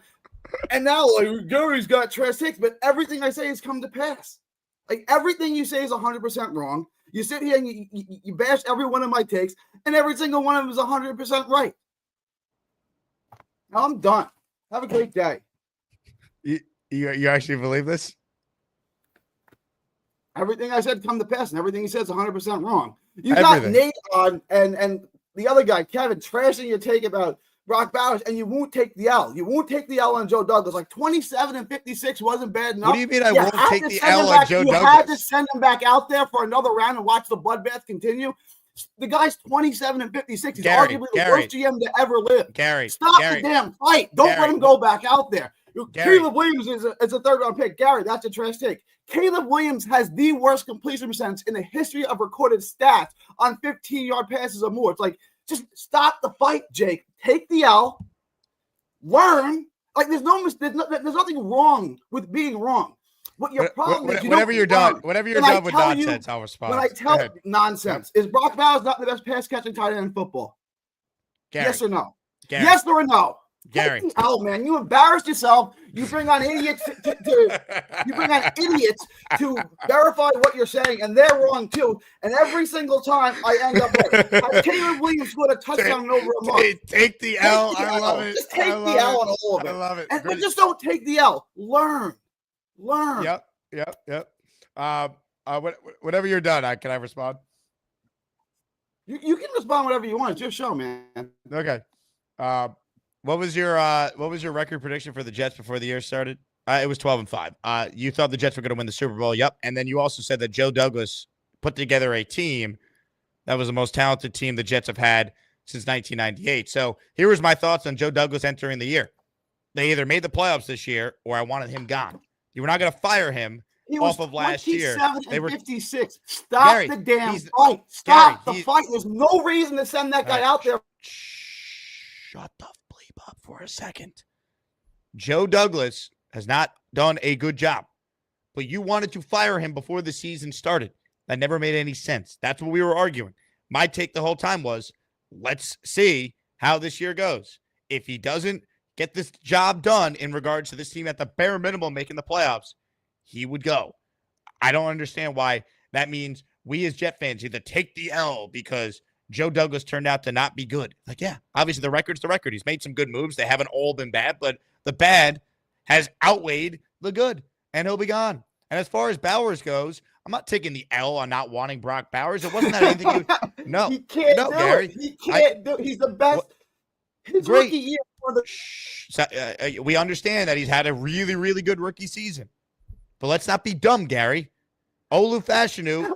Let's not be dumb. You should really take that advice, Jake. You should really take that advice. You claim that my Caesar salad was trying to kill me. Case closed. Anyway, Brock Bowers. And you have no evidence. See, this is the problem, Jake. The people like you who know nothing let's do yes and or no are always question. wrong. Yes or no question. Am I better off eating a Caesar salad or smoking one cigarette? What's healthier for me? Are you better off? What is healthier for me to consume? Here's where it'd be nice if you could answer a question. This is going to be all time stupid. What is your question? Ask it again, please. What is better for my health? one Caesar salad consumed or one cigarette consumed? That is the strangest question. It's like asking who Why would won't you you rather answer the have, question? Jericho Oh, Sims of or course you Braylon won't. Allen? Oh, you won't answer Do you the question. hear the question that Caesar salad or a cigarette? Oh, here, what Brock kind of Bowers has question had is an that? awesome rookie year. Do you It was guys too big of understand a that risk. question at all? It was too big of a risk for the Jets to take Brock Bowers as high as they were picking. I felt with their two veteran tackles, it made more sense to take a stud left tackle, who I still believe is going to be very good, and we'll judge it down the line. If Olu ends up not being good, then sure, they should have taken Brock Bowers. But I don't had think some guy on to cut up tape to show everything that Brock Bowers did wrong. Like, who cares? He's still. we the best also rookie had in a football. guy on in Glenn It's Naughton. moron. We also had a guy on in Glenn Naughton who was a huge Bowers supporter and wanted the Jets to take him. I bring on all different types of people on the show in the When offseason. someone gives takes like that on Brock Bowers, it's time to cut their mic. It's What are time you to cut their mic. talking about? When you bring on Brock someone Bowers who says wasn't- Brock Bowers isn't Gary. good, you cut their mic because they're silly gooses. They're not. I don't think serious anyone people. ever said Brock Bowers wasn't good. Right before the draft, you had a guy. I and never everyone even like, said oh, that. This I guy never could even said Gary. that. Yeah, he's got 70 catches and 700 yards through what 8 games, 9 games. Like, yeah, Gary, what would the he's Jet not good record at be with all. Brock Bowers, by the way? Who knows? It'd be That- 3-8, I don't know. but I don't continue. have a crystal ball. I mean, you guys think I might have a crystal ball because I'm on the money with every single one of my takes. But I'm just like I said, just a little bit more perspicacious, a little sharper than the rest of you guys. It's not. It's Yes. not like don't Caesar be salad or a embarrassed cigarette, by it. Gary? Caesar salad understand or a the que- cigarette? Braylon Allen or Jericho Sims. But that's even too close of a comparison. Braylon Allen or an I don't think so. F-150. It's like, I don't understand. What are you talking about? That question makes sense to you? Yes, A it makes Caesar complete salad or a sense. cigarette? Yes. Gary, what If is that healthier makes sense to you, you probably think. What is healthier to put in my body, a Caesar salad or a cigarette? When you say healthy, what do you mean by healthy? Like, What's explain healthier, what you right? mean. What Yeah, I think it's very By self-explanatory. healthy, you mean healthy. That's called regressive. That's circular, Jake. What do you mean? Explain what you mean by healthy, because the two things aren't comparable. It's a really dumb thing to say, but I'll let you explain. I'll try to entertain this. It's like, Jake, what's better, an F-150 or Jericho Sims? It's like, am I looking to haul something or am I looking to put someone in the dunker spot? What am I looking to? This question doesn't make any sense, but I'll let you explain the question if you can. You know what's funny? A lot of people probably think Gary's trolling, but he's actually like this. He actually thinks somehow he's Jake, making sense. We're on a football show, and you're asking me Right. what's healthier, a salad or a cigarette? Like, Yeah. I don't even understand Why won't you answer the question? It's a very easy question. because the question's like mentally undone. It's like unglued. It doesn't make any sense. Why don't you answer the question? What's better, an F-150 or Jericho Sims? Just answer the question. It's like, what's better at what? Better how? Healthier how? What is your goal here? This is a strange question. My goal Who's is better, to find Braylon out Allen or what's Jericho Sims? Just answer the question. my goal is to find out what's healthier, a Caesar salad or a cigarette. Okay, what are your health goals? In a one-off, what is better to put into my body? Smoke one cigarette or consume one Caesar Better salad? how? Better for what? If you don't know, Jake, just say you don't know, and I'll try to educate you the best I can. But this question is like, what happens if the unicorn banana right. goes to the moon? It's like, I've entertained this far too long. The Thanks, question Gary. is- What going to do the Copy do Seal you question. mean? I do want to, but I'm not going to do it because Gator's going to use it out of context, and then it's going to go viral, and then I'm going to have to look at it forever. Amazing. The best is Gary yelling about taking the L. I love it. Gary, never change. Here's the thing. Bowers has been awesome. I don't think that necessarily means Olu was the bad pick. Time will tell. If Olu ends up not being a very good left tackle, sure. Obviously, in hindsight, you rather Bowers. But let's remember where the Jets were at going into that draft.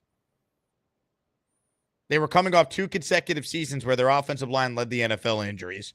Their starting tackle was injury prone. Morgan Moses, who's durable, was coming off an injury-plagued season where he played through a pectoral, missed 3 games after being an Ironman most of his career. And Olu was considered a can't-miss pass protector right away. So they took a premium position with a top 10 pick. And you can't judge a draft pick after 1 year, because if we were going to do that, remember Will McDonald was supposed to be this huge bust. And how could they take him over Broderick Jones? Well, Broderick Jones stinks right now. So McDonald ended up being the right pick. He's really good. Douglas made the right move there. Hasn't made enough good moves, but that was the right move. So now let's see what happens with Olu going forward. If he ends up being your long-term left tackle, you're not going to complain. That's a premium position. If he ends up not being good and Bowers is the next Travis Kelce, then yeah, that's obviously in hindsight. The Bauer boys, congrats. You win, you were right. But I don't regret the Jets' thought process.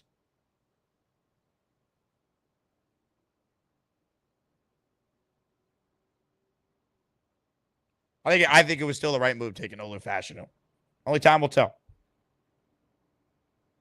More of your calls right now. Chef Kevin's on the line. What's up, Chef Kev? Jake, man, appreciate everything that you've been doing, man. I know it's tough out here, but you're keeping on trooping, man. Salute to you and your hard work, man. Hey, shout out to your son for rocking the Asmaniac hat yesterday. That was awesome. Yeah. We do every year. He has like a little poster where he writes stuff on it, and we walk around and whatnot, going to the stadium. The stadium doesn't allow us to bring in posters or whatever, so I had to sneak it in or whatever.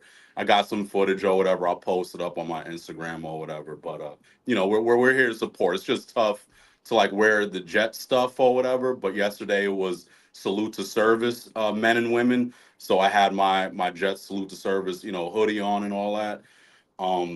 It was just a rough day, man. Just to be honest, the game started with maybe about a quarter of the fans in the stadium. It was completely dead. It was probably one of the worst games I've been to, just attendance wise. Mm-hmm. The energy wasn't there. Rodgers looked awful. The defense, the whole team, man, it almost seems like Morstead is like the best, most consistent player on our team. It's just so sad, just with all the expectation going to the season, just with what's happening. And for my son, who's gung ho, some people would say cheerleader, Jet fan, like he's booing Aaron Rodgers just like everybody else in my section, and he's looking at me like, Dad, why are you not booing Rodgers? I'm like, I can't, man, I can't. Like, as much as it hurts me seeing what's going on, like I can't boo, and it's just looking at him, just like, yo, this like our fan base is just twisted, man. It's like I'm done, man. I'm done. If I didn't like. I got, my situation with my credit card got stolen over the summer. If that didn't happen, I just looked at my emails today. I would have been billed last Friday $4K for next season tickets when I already told my rep, like, yo, I'm done. After the Denver game, I was like, I'm done. They still sent me information that I didn't even look at, saying they were going to bill me. And they try to do it. It's just I have my old credit card on file, so they couldn't even do it. Like, this is just bad, man. I'm so just disgusted with everything that's going on. Seeing Sauce, like, we're standing up cheering when he finally made a tackle, and in the interview he's like, yeah, there was all about me, like, nah, dude, we was mocking you, man. And it hurts me to say this because I'm a Sauce guy. I like Sauce.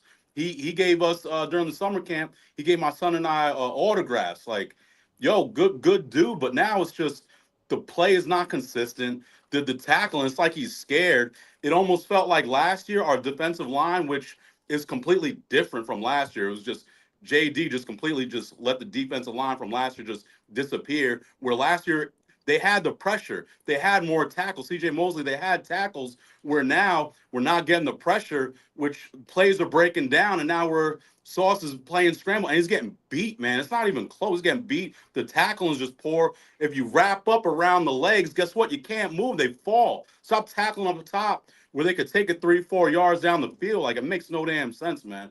I don't know. I told you a month and a half ago, you're probably going to send me a realm at some point. My mind is gone. I'm really disappointed with everything going on, but I appreciate everything you're doing. My only thing, man, Boomtown don't hurt me. I feel like you did a disservice to the Asmaniacs by not making Bobby Midnight in October #1 on the list, man. Bobby Midnight, the Halloween with him there, lights out, the shows. Bobby Midnight's electric, man. Like, I thought the list was good. It's just Bobby Midnight. We had a campaign for Bobby Midnight to be president, man. Like I don't know what else to say, dude. Jake, you're the man. Salute to everything that you do, brother. Hang in there, Chef. It's tricky. I'm glad you you didn't get charged $4K for season tickets at least. Ah, it's brutal. There's so many season ticket holders I have interacted with that are not renewing. I hope it's truly a wake-up call for this ownership group. They have to get these hires right. Because I'm telling you, I'm not just saying it when I say that this season has caused irreparable damage to the fan base. A lot of people are done. Disenfranchised. Don't want to spend money anymore. Like, they'll still watch, but the apathy is going to set in. Kyle wrote in, where else is Belichick going to go? There's rumblings of Dallas and Jacksonville for Belichick. We'll see. He's not going to be the Jet coach, Kyle. I really don't even think he'd take an interview, and I don't want him. Look at his winning percentage without Brady. You know who has a higher winning percentage? Rex Ryan. Just saying. Kyle says, how much did the Browns win by yesterday? It's all about wins until it comes to Jameis. Yeah, that's another thing. Gary celebrating Jameis Winston being better than Tyrod. One, who cares? It's marginal at best. And two, Jameis' team lost yesterday. I just checked. They scored 14 points. So we're lauding the greatness of Jameis Winston. Who cares? He's a backup.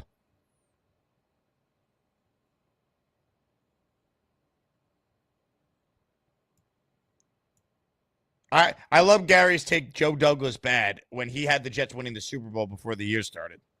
It's like, dude, you talk out of both sides of your mouth. No one takes you seriously. That's why we laugh. You won't answer the question, what's healthier for you, a Caesar salad or a cigarette? I rest my case. Tyrone with a super chat.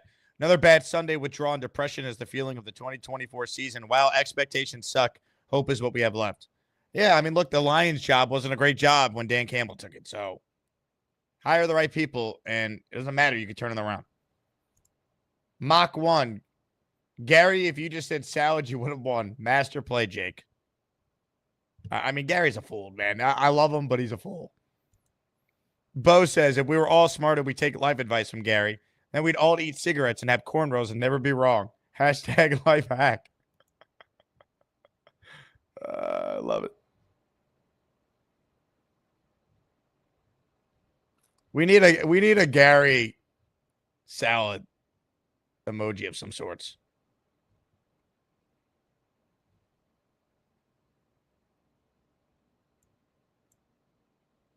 Brian says, we all signed up for a 3-year window with Rodgers. You don't draft an offensive tackle that doesn't play.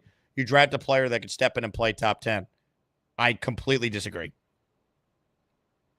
First off, does anyone actually think Brock Bowers would be putting up the numbers he has with the Raiders and the Jets right now? Like, that's conveniently left out, too. I mean, this team has struggled at times to get the ball to Garrett Wilson and Devontae Adams. You really think Brock Bowers would be dominating? And also, Bowers has been awesome. He's their number one option there. They don't have any other receivers. So they're funneling their offense through him. Bowers is really, really good. I'm not trying to downplay his rookie year. I don't think it means that Olu was necessarily a bad pick.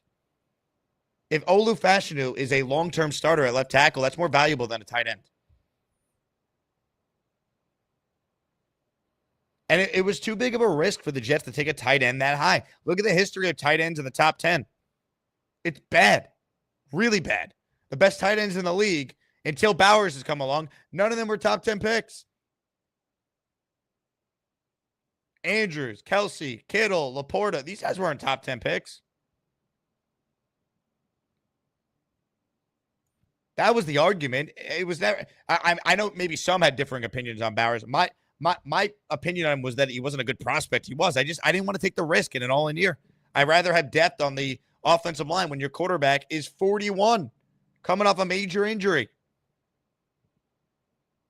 And you're addressing your long-term future while solidifying your short-term. Olu's played one game so far at his natural position. Let's see how he looks down the stretch. And then next year with a better offensive line coach. I still have no issue with that pick. There's a million issues I have with Joe Douglas. That is not one of them right now.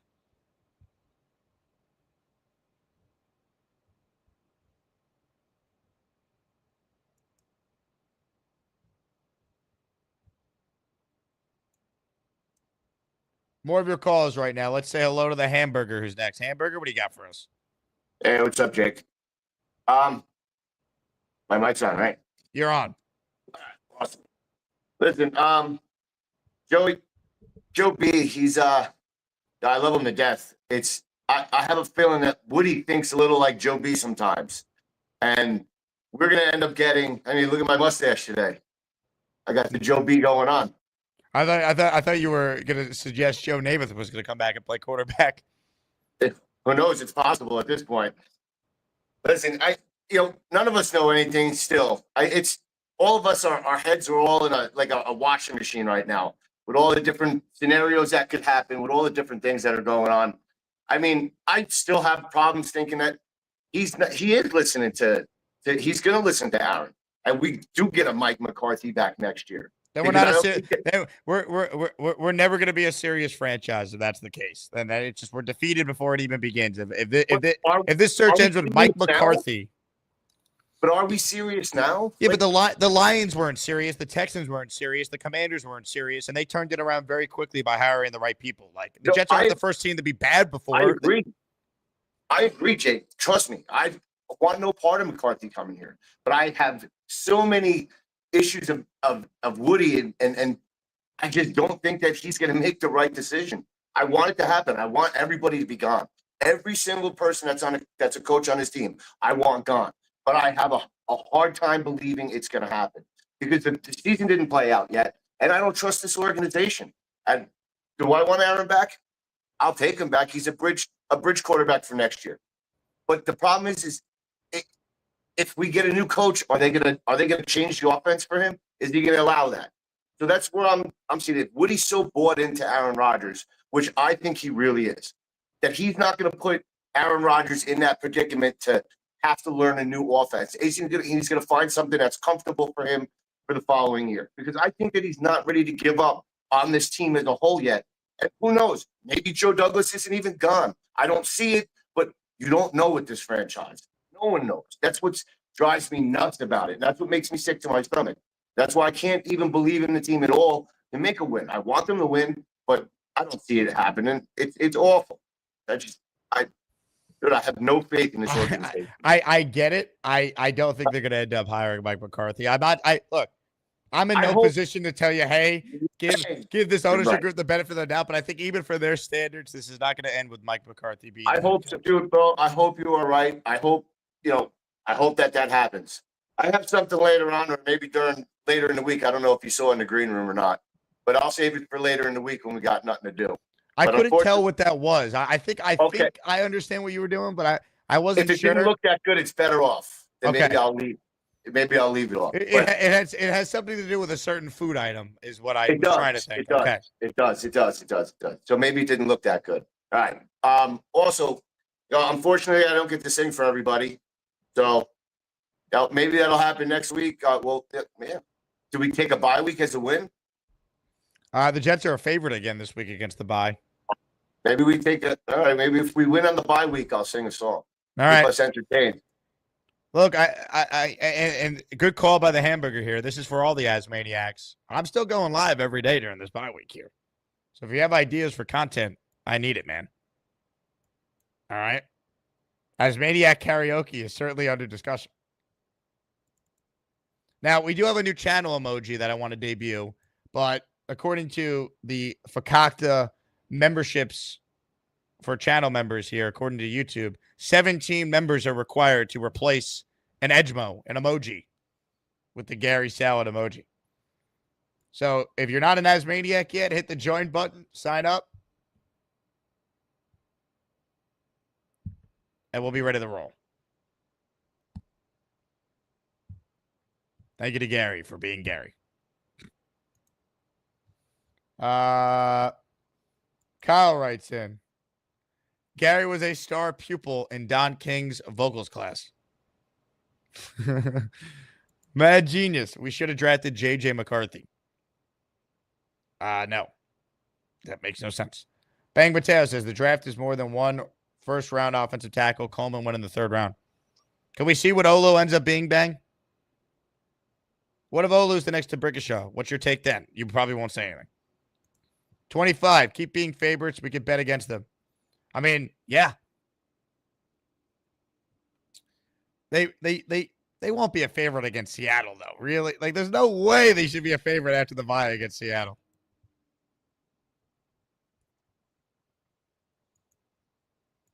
I mean, realistically, the Jets probably should only win one more game up this year, but we know they'll probably win a couple because that's what they do.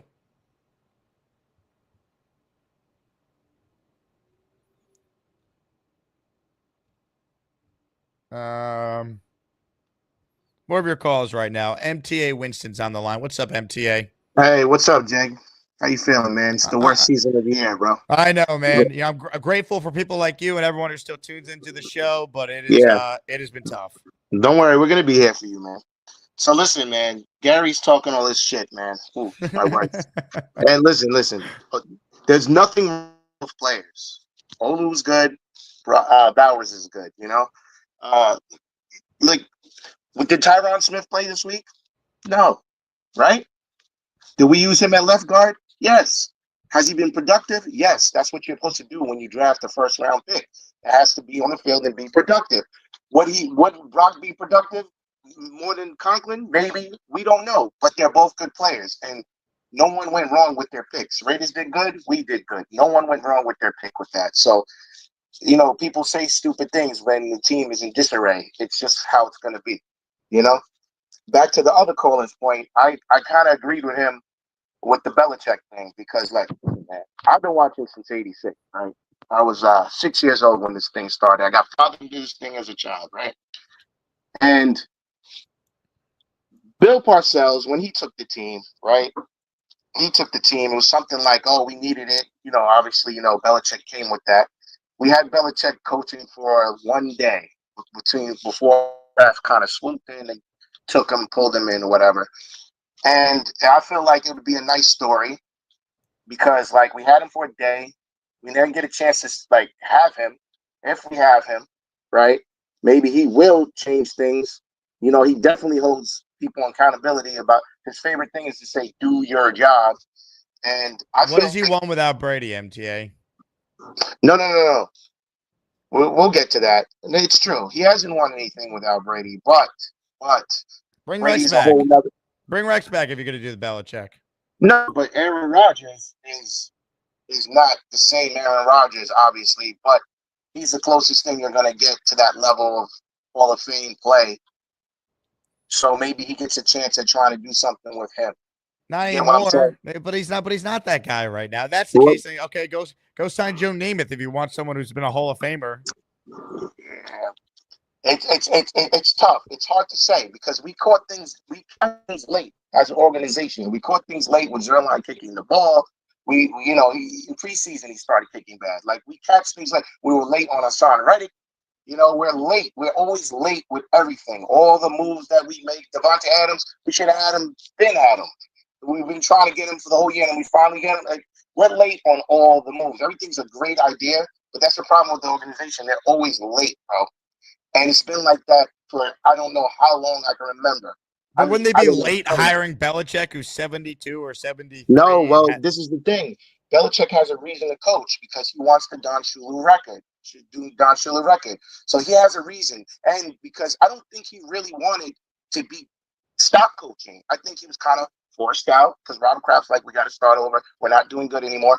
And I get it. They want a new thing. And I think he stunk. Huh? He stunk. I mean, he was really bad. But sometimes he also wouldn't take the job, MTA. Like that's what you're not acknowledging either. He has no interest in this job. He doesn't want to work for Woody. He can't stand Woody. It dates back 25 years. It dates back to Spygate. It dates back to the tampering stuff with Revis. He hates Woody. He takes jabs at Woody every opportunity he gets to crap on the Jets during any national interview. Now he's trying to talk up Saleh like he was this great coach because he knows it will make Woody look bad. When we all know Saleh wasn't a great coach. And he would always destroy Saleh. So, of course, he's going to say, oh, you really had that team turned around. You're doing all the like, Belichick is such a fraud.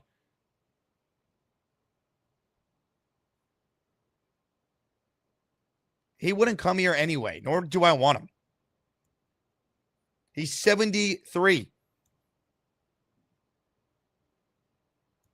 Honestly, if you're going to do the old-time coach who's older but has won a Super Bowl and had success, Pete Carroll's 73 as well. Belichick's 72. I don't want to shortchange him. He's a spry 72. But speaking of spry, Pete Carroll's 73, full of energy, like he's 60 or younger than that. You want maybe a short-term fix? Try and change your culture?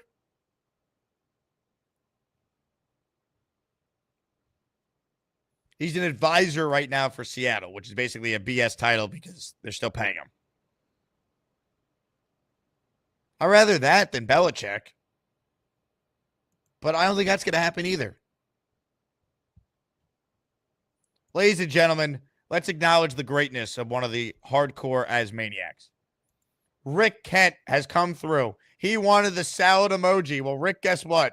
You are about to get it, baby. A 20 spot of channel memberships courtesy of the great, the amazing, the incomparable Rick Kent. Hit the Rick Kent emoji if you are a channel member. Rick, this is for you. Now, give me money. Or I shoot him. And I shoot all you motherfuckers. And then we take it. Your choice, bitches. If you hear your name called, courtesy of Rick Kent, you are an official Asmaniac. Kyle Clifton, Bang Mateo, Brian Inglot, Travis Dukes, James Fustel, Gangrene Goliath, Wish B, Jonathan Gala, Big Green, Mike Jets, Florida Jet Fan, Zach R, Mike F, JT, Adam J, Low Temp Fade, Joey Bad, Harold Parker, David A, KDG Adventures. Congrats. You are all channel members. I forgot when we get 20 or more members, we make it rain. So there you go. The Gustbuster is out for Rick Kent. Rick, you are the man. If you got a membership, thank Rick. If you want one for yourself, click on Rick's name, turn on gift receipts. You might get one. I'm going to add the Rick Kent paid for Gary salad emoji shortly here. So stay tuned. Speaking of Gary says, I cooked Jake so badly he had to change the subject from football to salads. That's how trash his takes is and how badly I cooked him. Gary, the only thing cooked is your brain. So I'm sorry you're going through what you're going through there. Love you too, Gary. Oh my God.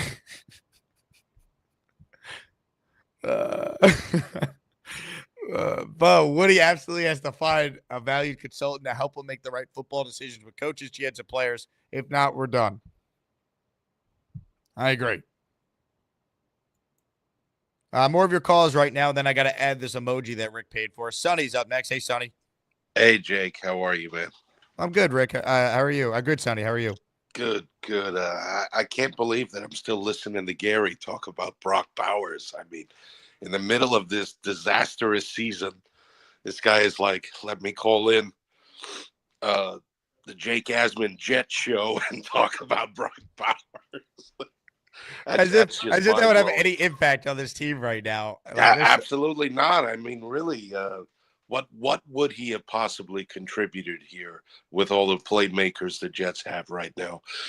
You obviously needed the offensive line.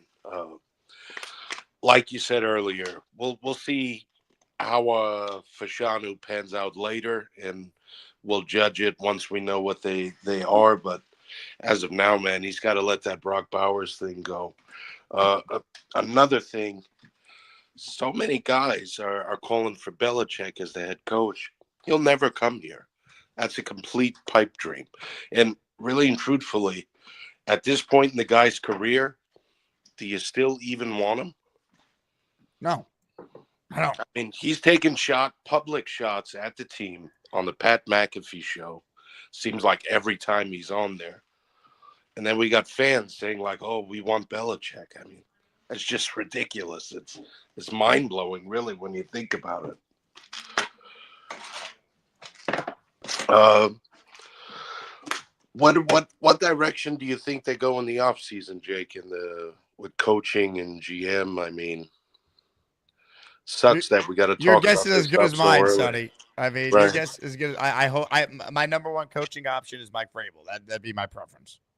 Vrabel. Vrabel will probably be most people's top choice. I don't think we got a shot at the coordinator from Detroit. I don't think that's realistic. I think he had options to go places last year, and he chose to stay with the Lions. I mean, I don't know. It's just been a very disappointing year. You know, I didn't think they were going to fall apart like this. And, you know, our season has basically been over since Halloween, and we've just been keeping hope alive since then. And, you know, they put up 27 points yesterday. And then to allow that kid to go down the field on them like that, I think it was like 6 plays, 70 yards or somewhere around there. And it was like the defense wasn't even on the field. It was terrible, Sonny. I mean, they completely choked. But if you've been following this team this year, are we surprised? It's the same thing against New England. Yeah, everyone wants to kill Rodgers. Easy target. It wasn't all him yesterday. It wasn't all him against New England. Twice they had the lead late, and this defense was supposed to be the biggest thing why adding Aaron Rodgers was going to put this team over the top to at least be a playoff team at the bare minimum has failed them. And then you throw in the games lost via the kicker. I mean, all 3 units of the team this year have failed them. And that doesn't exonerate Rodgers. He has not been what we thought. But I don't think it's because of a lack of effort. I just think he's old, right? He's 41 coming off an Achilles, and he hasn't been the same guy. And I think they do themselves no favors by running this offense.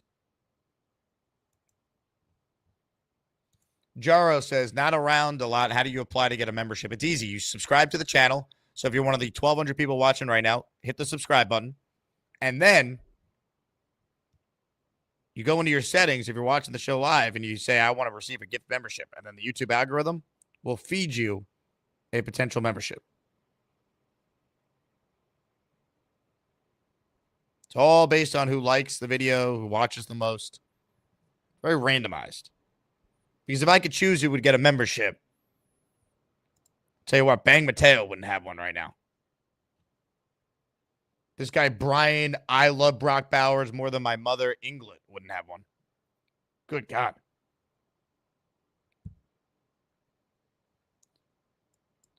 KH says, Jake the A-Rod truther. You know what?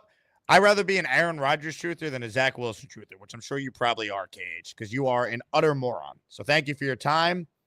Enjoy Stupid Town.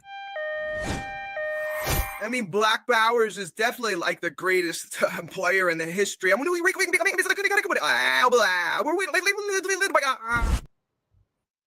I'm not even, I think, a Rodgers truther at this point. I just don't want to put everything on him. Yes, but I would move on this offseason. A lot would have to change between now and these next 6 in regards to his play for me to think about bringing him back. Black Gypsy is up next. Hello, Black Gypsy. Jake. So, couple things, right? Aaron Rodgers was brought here under an assumption that our defense would be good. Our defense is trash. Yep. He has not played good, but yet still you want to get rid of. Like, I hate our fans sometimes. Like, if I was a player, I would not want to come to the Jets because of fans like this. He's owed another year. Whether he plays good or not, he's owed another year. He's not really owed another year. He is. I'll give you the reason why. Mekhi Becton got him hurt last year. Tyrion Smith got him hurt this year. Like, that offensive line got him hurt twice. He deserves another year to but play. You know what? Like, even if you have an elite offensive line, you're going to face pressure at some point. And you are. But he's had time. The offensive line's been fine overall this year. He's not what he was. He doesn't throw downfield. He plays in a phone box because he can't move anymore. He's afraid to get hit. He does. I agree with all that. But on the fact that he's a fucking Hall of Famer, you owe him a year. You brought him here. Owe him a year. He's a Hall of Famer because of what he did in Green Bay, not what he did with the Jets. And I love Aaron Rodgers. He was my favorite non-Jet growing up. Like, I'm a huge Rodgers fan. You don't owe him another year. That's ridiculous. Well, that's how I think on that. The next thing I think about is a lot of your callers when they call in, right? Like, I'll give you an example. Bobby Midnight, Alan, Gary are becoming assholes. Like, wow. They were assholes. Hold on. Alan already was an asshole, but continue. Yeah. But like Bobby, for instance, Bobby calls in with Tude. Like, and I get you're older and blah blah blah blah blah, but be nice, bro. Like, you're on somebody else's channel and you got Tude, and then you have Gary. We didn't need a tight end, Gary. Like, what you're talking about has nothing to do with what's going on right now. If you're calling Jake to talk to him, have some respect. Because, like, in watching the show, you take it like a G, though. You laugh it off. Some of the shit that they say to you, I'll just curse them out. But, yo, get the fuck off my channel, bro. Boom. Because they're talking to you like it's your fault. Like, you did something wrong to make the Jets. Well, I mean, to be fair, Gary's been hitting the head a lot, so I try to be nice. Right. It's just crazy to watch. The last thing I have to say is, as Jets fan, like, either you're in or you're out. Like, your team sucks. I can't believe you're out sucks. on Bobby Midnight, though. This is very surprising. His Tude has been shitty the last couple weeks, and I love Bobby Midnight. I'm a Bobby fan, but his Tude has been sucky. Maybe he's going through a bad health time, so I kind of like glaze over it. Allen and Gary are two specific assholes mixed with Bang Mateo that are just like ridiculous. They're just ridiculous. Like, their takes are ridiculous. Like, Brock Bowers is a great tight end. We didn't need a tight end, bro. So whether you were talking about that, that's great. And even if we had a tight end, Aaron Rodgers has missed Conklin so many times that he'd be missing Brock Bowers the same way. So it has nothing to do with anything. Our defense sucks.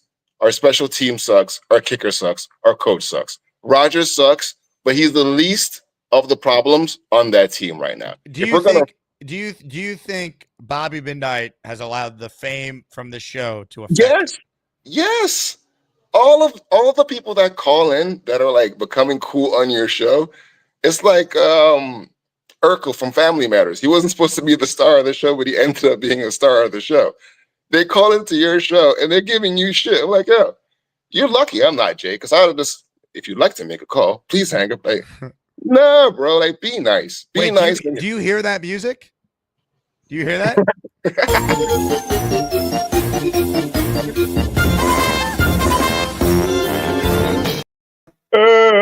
Hey, Mr. Black Gypsy, Mr. Pothead, how the fuck are you today? Thank you. I am good, Bobby. You need to be nicer. You don't know me, so shut the fuck up, you pothead. So go fly a fucking kite. I hate you. I don't like you, Black Gypsy. On behalf of the Jake Asman Show, we apologize for the foul language. I am here for the smoke, Bobby. Bobby, you've been a douche. Be nice. Be nice. Be nice, Bobby. Your business and don't talk about people. You're a Bobby, jackass. you're on a public show being a douche. Be nice. There's no reason for you to be mean. You know, you're a douchebag. You don't know me from. I don't, but I know what I see. Just don't comment. I won't comment about you, jackass. Okay, that's it. Bye. My point's proven. Like, this my point's proven, son. It is what it is, though. Bobby, you feel the way you feel. And I mean, you're a Jets fan. You got to take it out on somebody, but it's not cool. That's not nice. Warning, warning, Allen alert. Shit's about to get ugly, folks. Warning, Allen alert. Hide the children.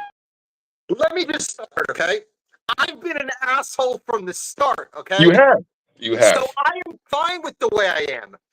I said that Salah should have been fired 2 years ago, and all these motherfuckers on this station basically ripped on me. And you know what, Black Gypsy, what happened? Who is proven to be right? It has nothing to you being right.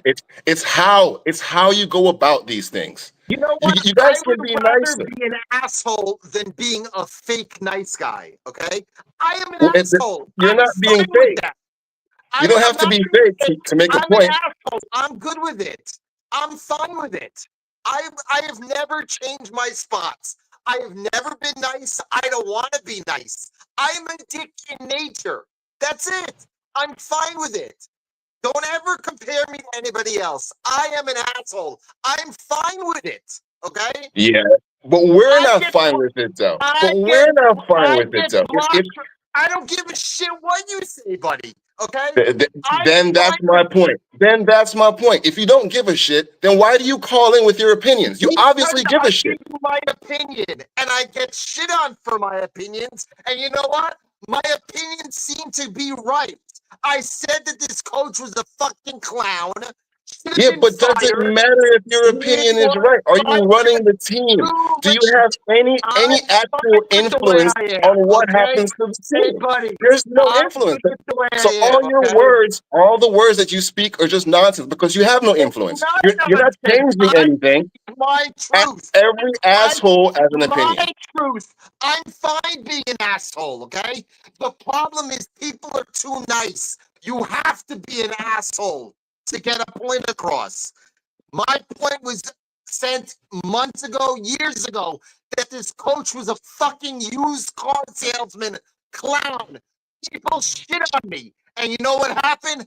I was proven to be right. Hey, let me ask you a question. I had to be an asshole. Alan, let me ask you a question. What if you were the coach? Would you like how you guys talk about the coach if you were the coach? He sucked.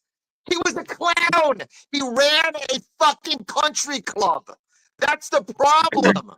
That had the best defense in football. So I love how there's credit to be given and credit to be taken away. You don't give the credit before you take it away. I said he's a good DC. I never said he wasn't.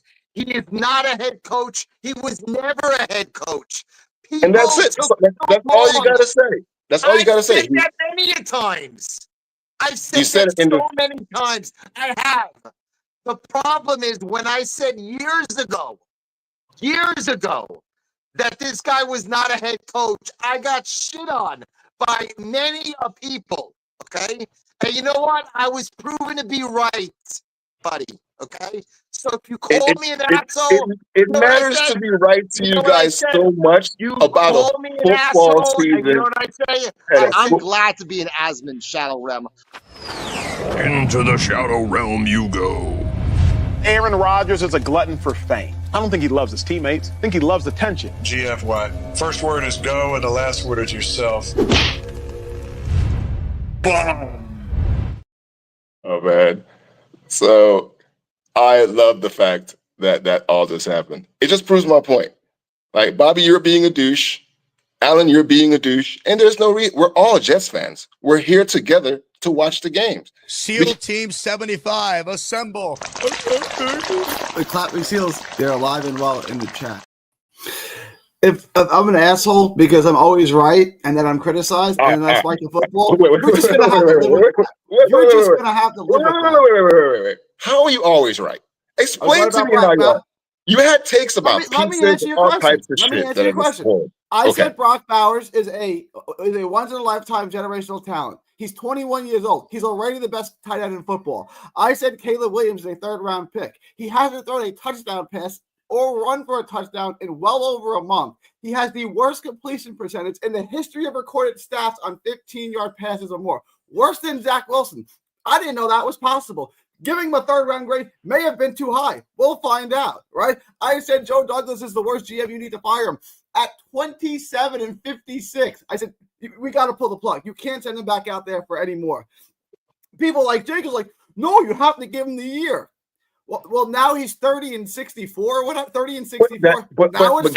Now it's time to stop. I'm answering your question. No, I'm still cooking. Right? That's a long-winded answer. I'm still cooking. You asked me a question. Wait.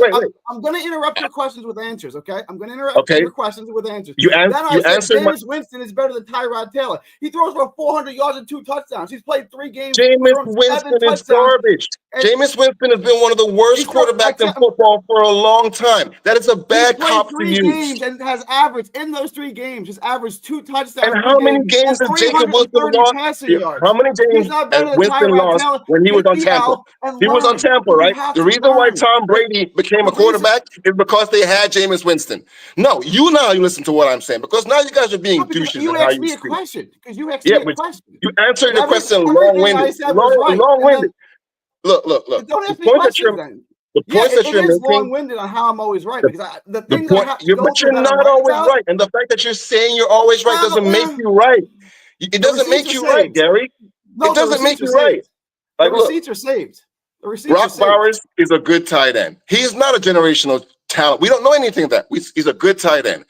What you're saying makes no sense because last year when we were all talking on it, if you can't understand it, I don't have to slow down. You have to catch up. Gary, when we were all talking about what we needed on this team, you were one of the people to say that we needed an offensive line. Were you not?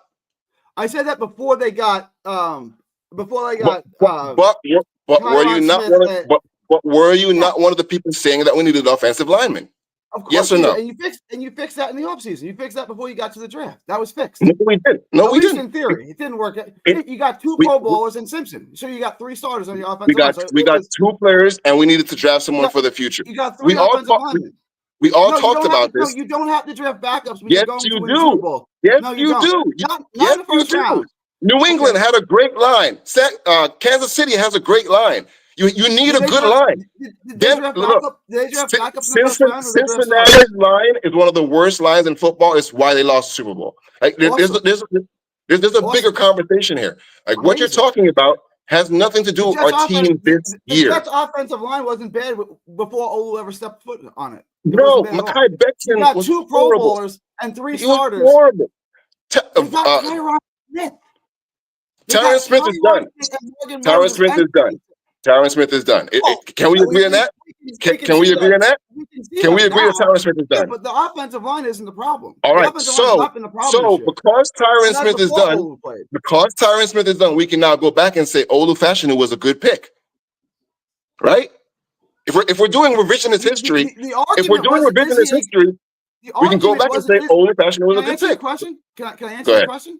The argument wasn't is he a good pick or a bad pick. The pick was you left the generational talent on the draft board. That's the problem, right? It's like the Nets drafted Kerry Kittles at shooting guard. They left Kobe Bryant on the board. Well, Kerry Kittles was a good pick.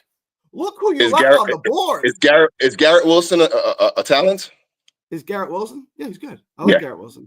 Is Brees Hall a talent? Yeah. Is Conklin a talent? No. So Conklin's not good. Okay. He's a bottom 10 starting tight end in football. I mean, he doesn't suck. He's not complete trash, but is he a good player? Not really. Is Devontae Adams a talent? Unquestionably, yeah.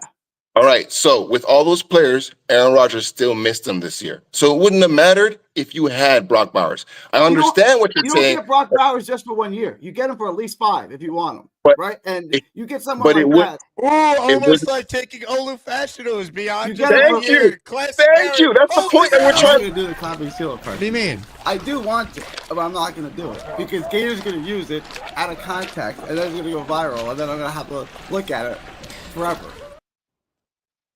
I'm impressed, Black Gypsy. We put you in the asshole gauntlet there, and you handled yourself with class. Well done, sir. Thank you, sir. Thank you.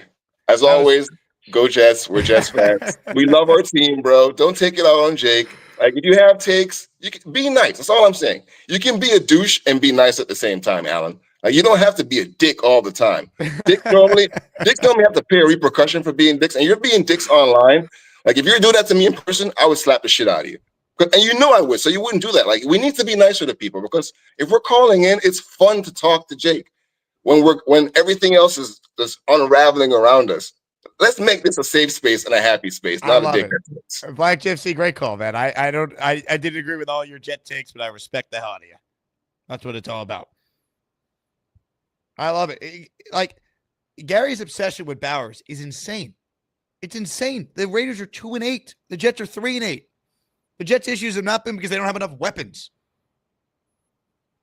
And Tyron Smith is shot. So now, good thing they took Olu Fashanu. Now he's playing his natural position, and let's see what he can be long-term. He's a part of the future here. Will McDonald last year barely played. Oh, how could they take him? And now he's really good. You can't judge a draft pick based on 1 year anyway, good or bad. You know, Gary conveniently trashes Caleb Williams, right? And I don't know what Caleb Williams is going to be. He's also in a brutal situation in Chicago. How many times have we seen that? But then Gary conveniently ignores the fact that he said Spencer Rattler will never give Derek Carr his starting job back and will be better than Bo Nix. Bo Nix has been way better than Rattler. Rattler was terrible when he played. But Gary won't bring that up. And I don't need to, keep track of everyone's takes. We're all going to be right. We're all going to be wrong. But judging draft picks, not even through their first year in the league, is ridiculous.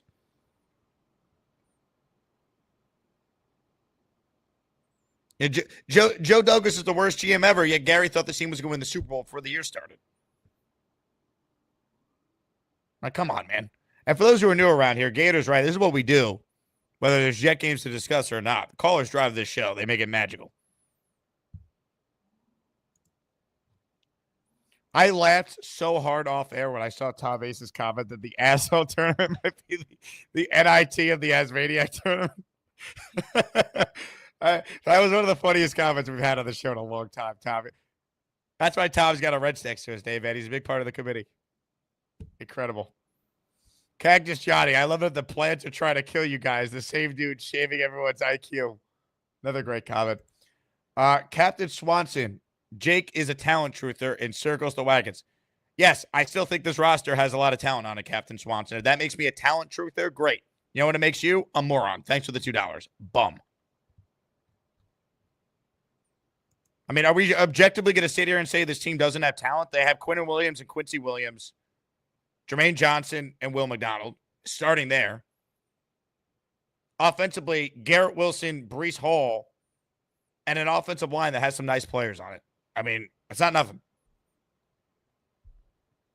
Michael Carter's still really good, too. Let's not forget about him. Sauce, I know he's had a bad year for his standards, but I don't think he just forgot how to play football. I'm not giving up on him yet.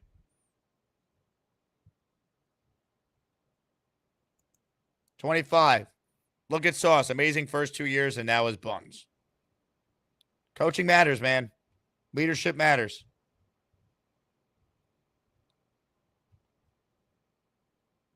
Wow, Bobby Midnight says Black Gypsy is the biggest asshole. I don't agree with that, Bobby.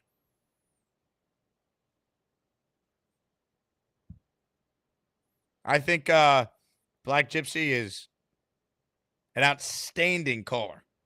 And I think that one call should rank very high in the rankings this month. Because look what it created. It created the first ever asshole gauntlet.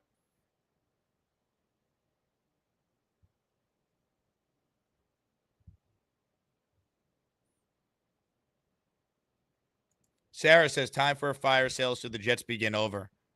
I mean, no, I don't think it's time for a fire sale. Who are you getting rid of? There's talent on this team. There was talent on the Chargers. They added a better coach, and look at them. Nate brings up Sherwood. He's someone I would re-sign. He's a good player. D-Rock writes in, Bobby Midnight, you're a bully, which I'd love to see your fat, weird ass in person. Wow, the chat is seemingly turned on Bobby. Kyle says, Black Gypsy went through the AG and came out smelling like a rose. He really did. Mafia with a super chat. Want to hear a stat? The Jets are 5th in the AFC East when it comes to division accolades. Colts are 4th. Colts haven't been in the AFC East since 2002. Love this team. Yeah, I mean, it's an embarrassing stat, but it's true. It is true. Appreciate the super chat, Mafia. Bill M, asshole gauntlet emoji. I don't know what that would look like, but I'm very intrigued. Tom A says the asshole gauntlet might need to be its own weekly segment. If you make a take that goes against any of the assholes, you must enter the gauntlet in defense. Said takes. That was something, man. I'm glad it happened on a Benigno show because I'm hoping people who were just here for Joe maybe stuck around and saw the true power of the Asmaniacs. Ladies and gentlemen, more of your calls right now, and then we will wrap up this show. I'll be back in the 4 o'clock hour, roughly 3:30, between 3:30 and 4, roughly, with Will Parkinson. Hi, everybody. This is Bob from Vermont. I am Bob, of course. Oh, you're so entertaining, Jake. I tell you, you stick up for that guy. That's right. I did, Bobby. What are you going to do about it, huh? First of all, he's a druggie when he comes on your show at night. He's not. He fucking is higher than a fucking kite when Whoa, language, Bob. Family show. He's higher than a kite when he calls in. And he doesn't know me, so I don't think he should put me, Gary, he should just shut Well, his he knows you. home. He knows you as a caller into the show. So I don't care. That's how I you don't represent care. yourself in his eyes. I don't care what that guy says. Me, Al, I like Gary, Allen, and me. So if he doesn't like us, he could go kiss his butt. Okay, that's all. Black Gypsy, are you still around? You big mouth. Let's go. I need. By the way, who cares if he smokes pot? It's legal. Well, not on your show. This is a family show. You What don't do you- smoke on the family show. That's not true. We've had people smoke on the show before. Have you met Weed the People? Yeah, but he's not a lot nicer than that jerk. Ah, so if you're nice, you could smoke on the show, but if you're not No, nice, you're not allowed. That's for sticking up for him, Jake. All the stuff I do. Does he do anything for you? No. Okay, Jake, you have a wonderful day. His main point was don't be an asshole. I think he's right that Alan is an asshole. We're going to disagree with that, Bob? All right. Goodbye, Bob. Call back in when you're less grumpy.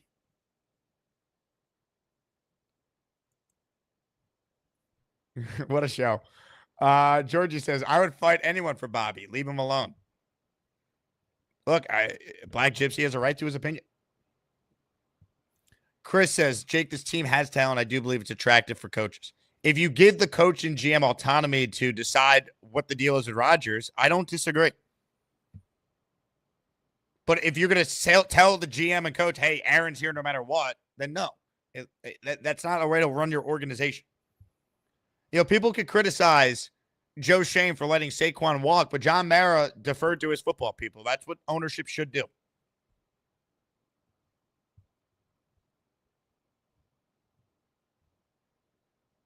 Matthias says, Bobby's unloaded.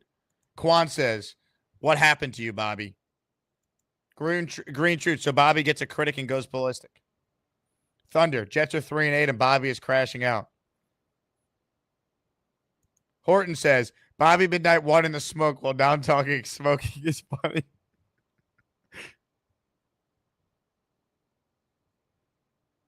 Addison says, I'm smoking right now, Bobby. Jimbo says, and you're cursing your head off, and it's a family show.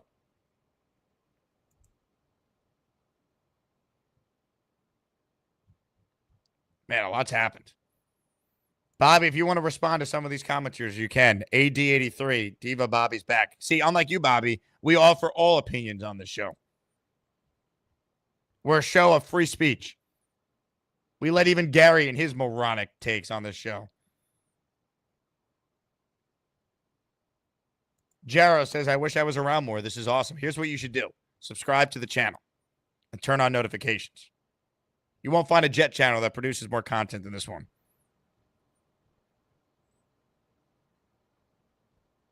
Gator says, I love that everyone in the asshole gauntlet argue about the Jets except for Bobby.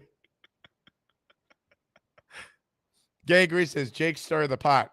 My name's not Ted. Indy says it's 420 somewhere.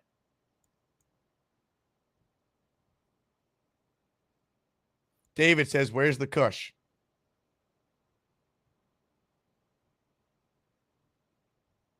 AD says, wasn't Bobby high at the game a couple weeks back? Oh, wait a second. This is a pretty good point. This is a pretty good point. Wasn't Bobby high at the game a couple weeks back? I do think there is something to that. Let's review the tape. Look at Bobby, my friend. I told you I'd be here. Of course. How long does it take to get to 5 minutes, we're going to be there with all the crew, Bobby. Yeah, I know. We get the big spell. Thank you, sir. What team do you like in football? Get your feet in, Bob. Well, that girl was hot that took us.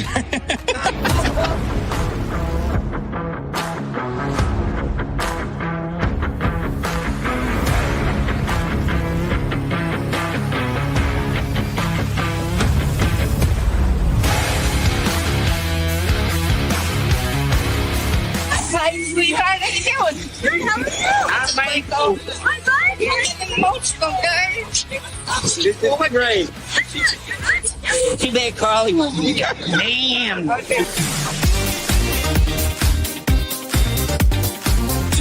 my funky ass is so Am I gonna be able to walk? I was gonna clean my room until I got high. Yeah, I love you guys. Bobby Midnight. Oh, yeah.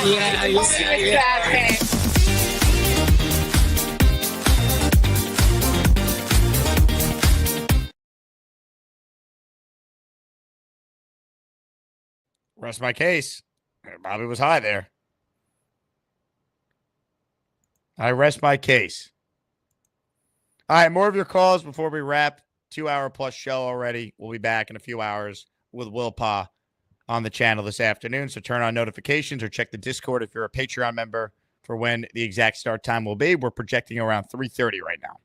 The only way we can keep Joey D is winning out an impossible feat. Jake, my brother, I'm high as a kite. I love everybody. Man, this team is dog shit.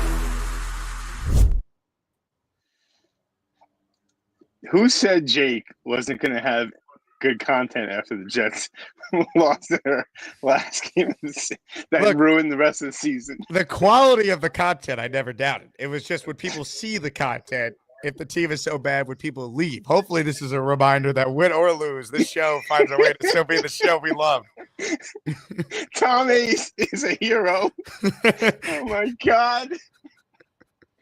I'm helping people. This is our busy time, so I'm helping people and I'm listening.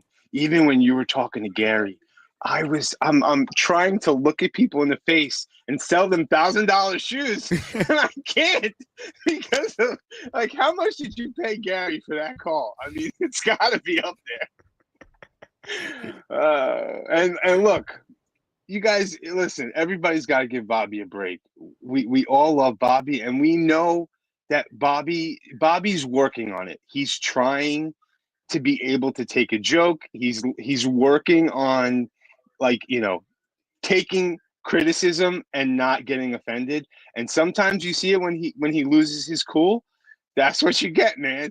Bobby's the type of guy you could be like, if you say it aggressively, Bobby, your penis is huge. No, it's not. F you. Go fly a kite. Get out of here. He just, whatever you say, my penis is not huge. It's like, yo, Bobby, I've seen it. It's big, bro. Bobby's the best, man. Anyway. I was not expecting that to be your analogy here, but God I'm bless. just saying something that Bobby won't get mad at me at. You know what I mean?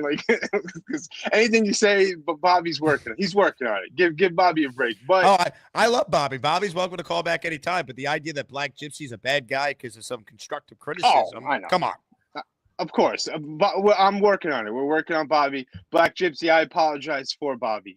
He's working on taking constructive criticism. You know what I mean? But the other guys, it's really just about being right. Allen is Allen. We love him for who he is. And Not Gary's really, but Gary. he serves a purpose. He does. And Gary, I mean, Gary's perfect for this time. I was pretty down in just knowing that the Jets are so bad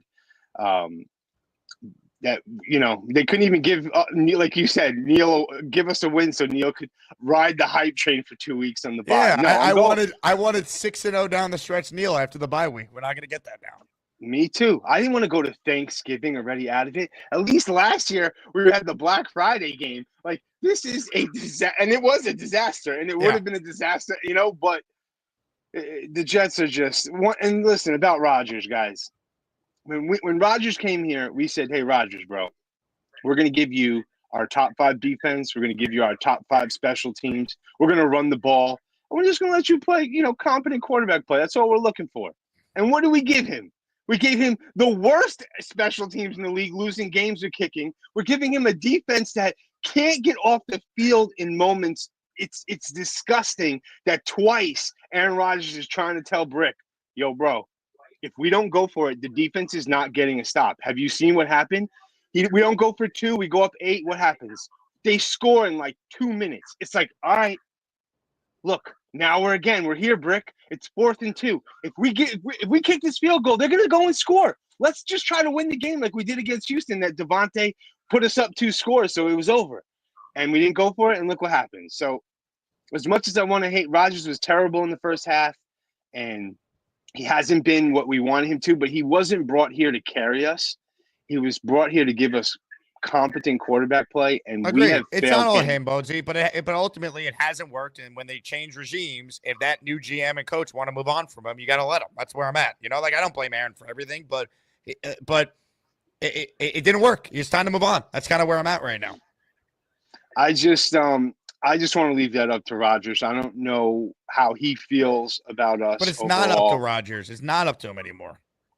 I mean, like, but it is in terms of like you can't just take unless we literally cut him and eat all that money.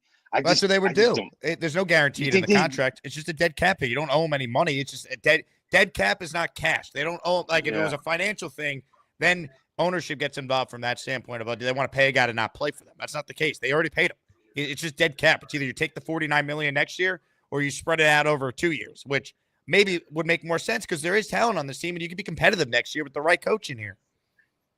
I would love if Rodgers was on board to groom a quarterback and let someone sit under him and see how it went with him again.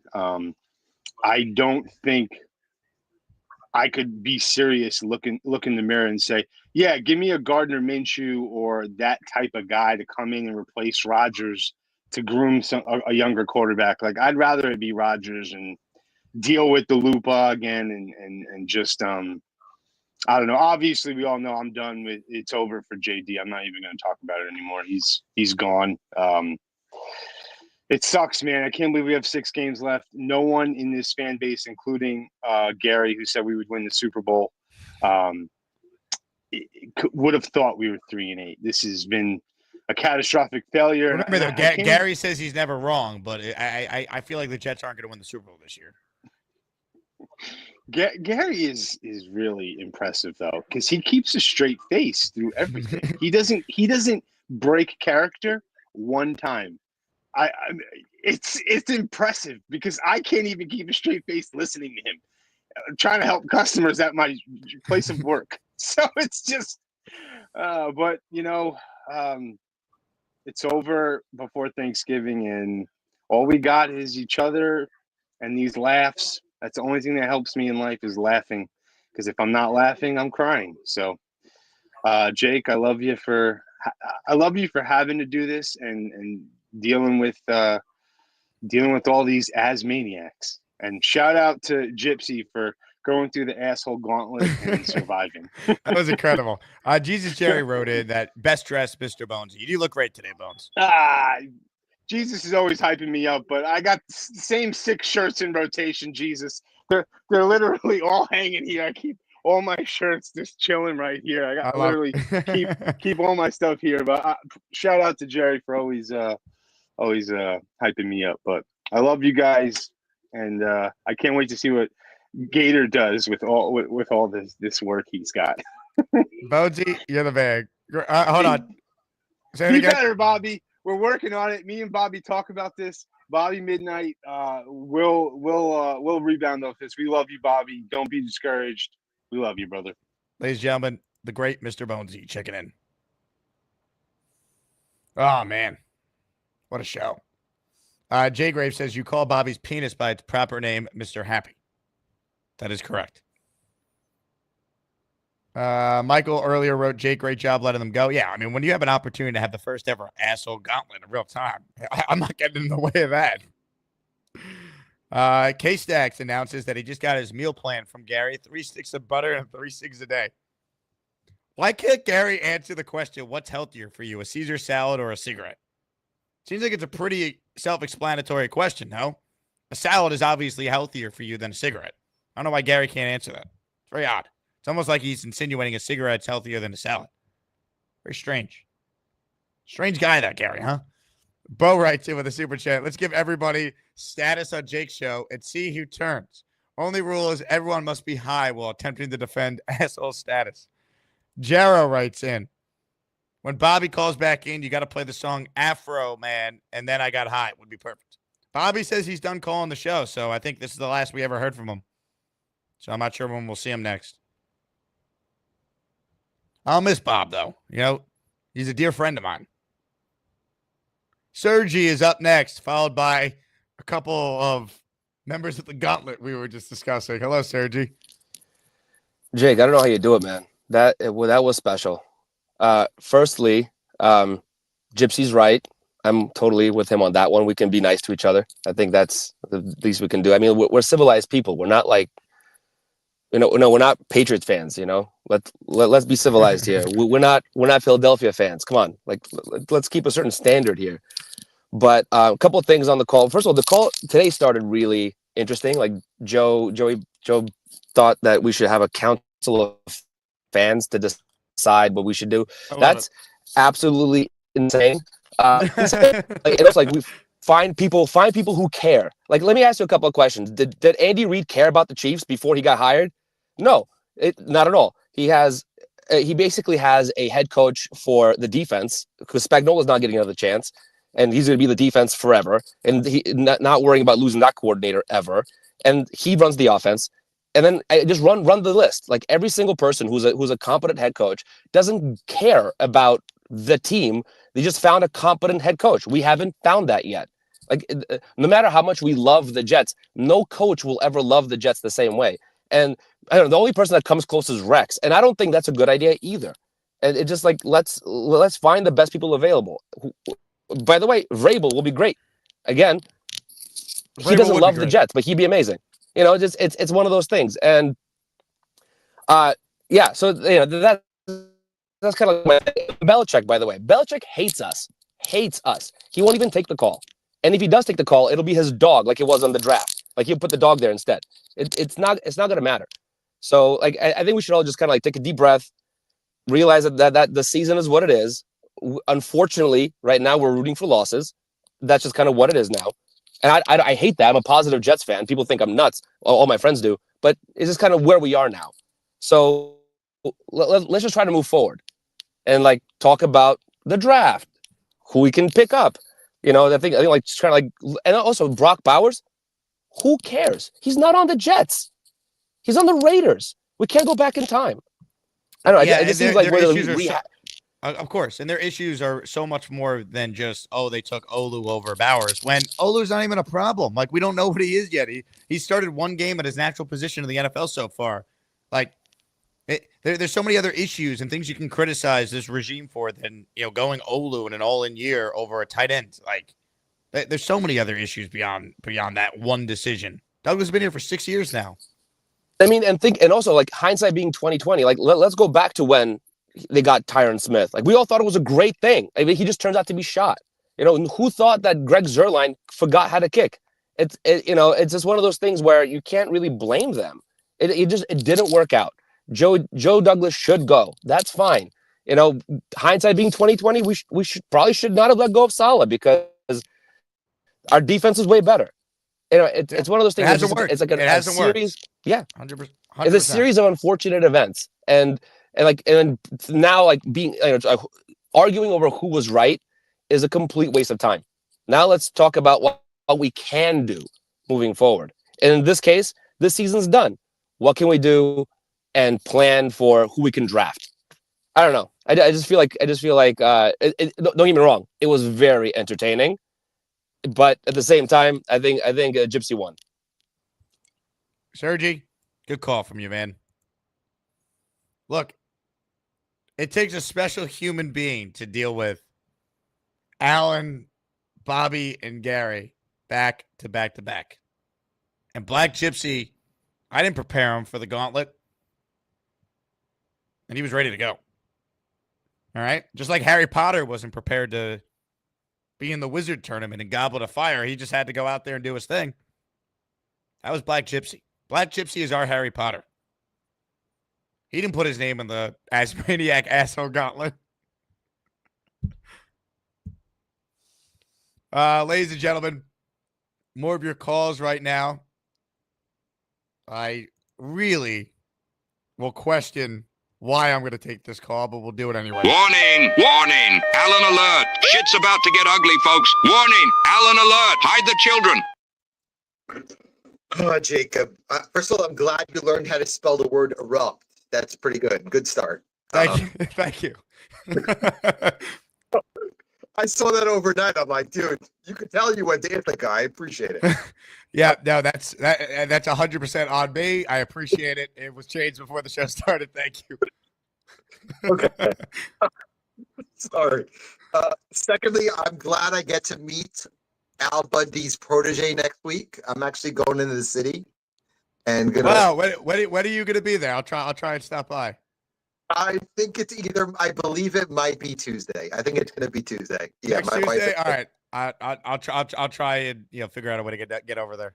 Absolutely, that would be pretty funny. I'm looking forward to meeting Joe, and I'm also looking forward to seeing Mr. Bonesy's first draft of his Joe Douglas eulogy. It's getting there. I can tell. It's working. To Black Gypsy and to Joe B, and to Kyle Clifton and to Bonesy. Why do we owe Aaron Rodgers another season? This is where I'm lost. When Black Gypsy's like, "Oh, we owe him another year." I'm Well, like, Joe didn't say that though. But Joe would say Joe said he'd be okay with Rodgers coming back. Black Gypsy said we owe Rodgers another year, which I don't agree with that. Why do we owe him another year? He's 41. He has no mobility. He obviously is not throwing the deep ball. He's petrified of getting hit. What is the point of bringing him back? I just don't understand the logic. And again, if you're going to try to attract a Ben Johnson, again, that's your love now. I appreciate it, Jake. Or a guy of that ilk, why would they want to come back here and want to coach him? I don't understand it. And the other reason to get rid of Aaron Rodgers is if you're going to bring in a top-notch GM and coach, you don't want these guys to look beyond their shoulders and say, you know what? I don't want the quarterback to call the owner and badmouth me. You got to get rid of him. It's over. I just don't understand the idea of bringing him back. I understand Gardner Minshew is not a sexy name, or a Jacoby Brissett, or even if you want to bring in a Daniel Jones for 1 year at minimum money, I don't want him, but he's a guy who has mobility. The idea is you're bringing in a guy with the hopes of having a young kid develop and maybe have him start week 12 or week 13 of the 2025 season. That can't happen with Aaron Rodgers here. It's going to be a complete shit show if Aaron Rodgers comes back. I don't understand the logic. It doesn't make sense anymore. I would move on, but there's a path where he's here and a quarterback's playing behind. I worked with Jordan Love. We literally saw this in Green Bay. I just don't see it. And this is where I put the blame on Woody. Woody has to realize that if you're going to try to attract a big-time GM or a coach, you have to get rid of the quarterback and let them start anew. You don't have to make that decision on Rodgers pre-hiring the GM and the coach. You go into the search, and if you identify the top candidates you want for the job, and that's what they want to do, then fine. But I'm telling you, there's plenty of coaches who would take Rodgers for a year knowing that they have a chance to compete in year one and then not have to play a rookie right away. I worry that there isn't. And to Joe Rex would do it. I heard Rex this morning say they asked him point blank, if you were the coach, would you want Rodgers next year? He said, without question, I would, and then I would draft the quarterback. That's what Rex said. Okay. And to Joe Benigno, Rex was here over a decade ago. He sounds like a guy who's 71 years old, knowing the end is here. And this is talking about Joe Benigno. Enough. I don't want to hear about Rex Ryan. I don't want to hear about Mike Tannenbaum. It's over.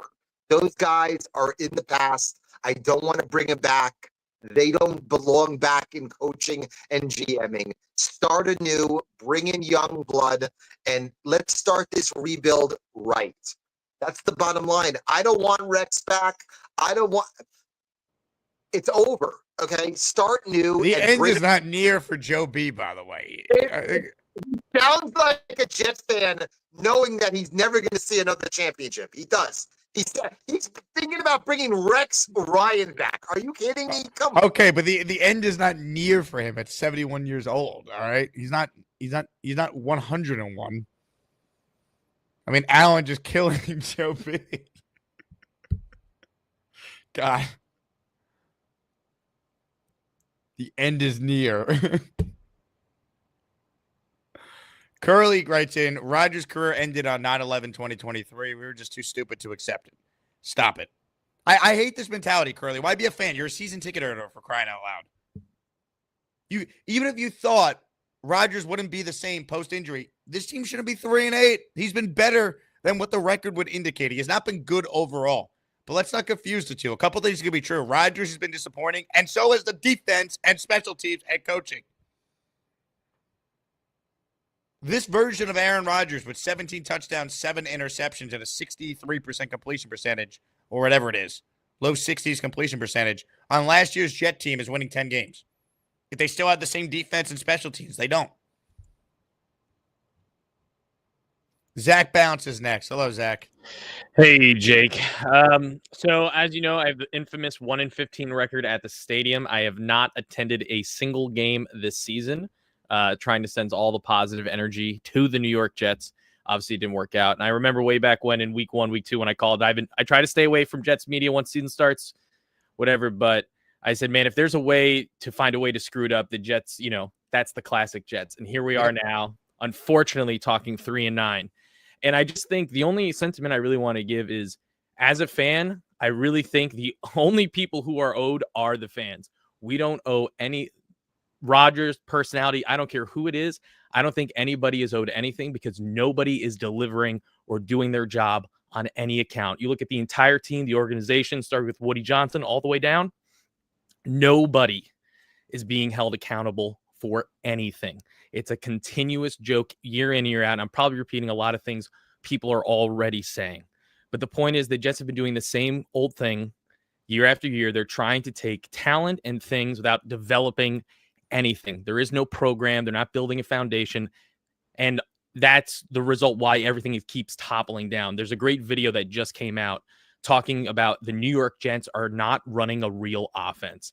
Really big eye-opener, depending on how you feel about it, but I think it's a really good insight into the Jets just want to win without earning it, it feels like. They want to do all these things, go out there and win without actually putting in the time, effort, and number one thing, I think we'd say in the last 13 years, discipline. Well, the offense they run is what Rodgers wants it to be, but he's not the same guy, so you can't run the same offense. It's not a modern offense. It's fine when Rodgers is Rodgers, but he's not that guy right now. Yeah, and there are very few quarterbacks, as we know, who can actually go out there and change plays on the dime and do that successfully. I think Rodgers is up there, but Peyton Manning and Tom Brady, especially Tom Brady, are the ones who made that famous. Rodgers was that guy, though. Like he was, but he's not. He's not anymore, and that's not because he's not trying. It's just because he's 41, coming off an Achilles. It happens to every great athlete eventually. And I'm fine if you want to defend. Like I am. This is not just a Rodgers problem. I'm saying it's just an everyone problem. Rodgers is the problem, but he's not the root of the cause. A tree grows, it sprouts. If the root's a problem, nothing's ever good. How do you expect Rodgers to succeed here with everything else going around? How do you expect anyone, I'm talking head coach, anybody to do well when everything around them is just, it's a crap show? It's so sick. I just feel like, and I think all my Jet fans out there are just saying, at least like the only people who I feel like are owed anything, and obviously, I mean, we're just fans at the end of the day, but I just feel like something. No, fans are owed. It's 14 years without the playoffs. They've had one winning season over the last 14 years. We're owed way more than the shit they peddle us, Zach. Of course we're owed. No one else is owed anything. We're all owed. We're way too loyal. The Jets were a relationship. It would have ended decades ago for many of you. It's toxic. It sucks. Being a fan is you hope at the end of the day, one day if they win, it's all worth it. But I don't know when that time is going to be. It should have been this year in regards to at least being a winning team, being a playoff team. Michael says, the older I get younger. 71 is forever young. Still laughing at that Alan Cole. It's tough. I mean, in regards to next year, though, with Rodgers, there's 6 games left. So things always change. But right now, I would just move on. I would just move on. And it's not because I blame him for everything. I don't. It's just this regime had their chance. It didn't work. New GM, new coach. Let them decide the direction. Now, if they want Rodgers here for a year, the only thing I would need to see in place is I need a modern offense, man. Like we're not running this Hackett offense.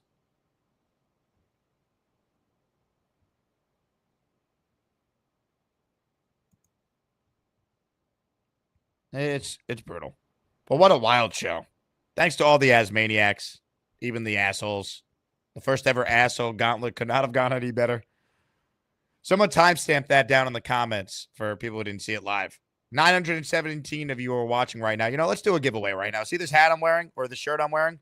Follow me on Twitter and Instagram at Jake Asman. Random name generator. We'll pick a couple winners and send some merch out later today. I'll give people, that won't be fair to those not watching live. I'll give people 24 hours from noon Eastern right now till noon tomorrow. Twitter, Instagram, at Jake Asman, at Jake Asman Show if you want a chance to get 2 entries in. Follow me on social media. TikTok as well. Why not?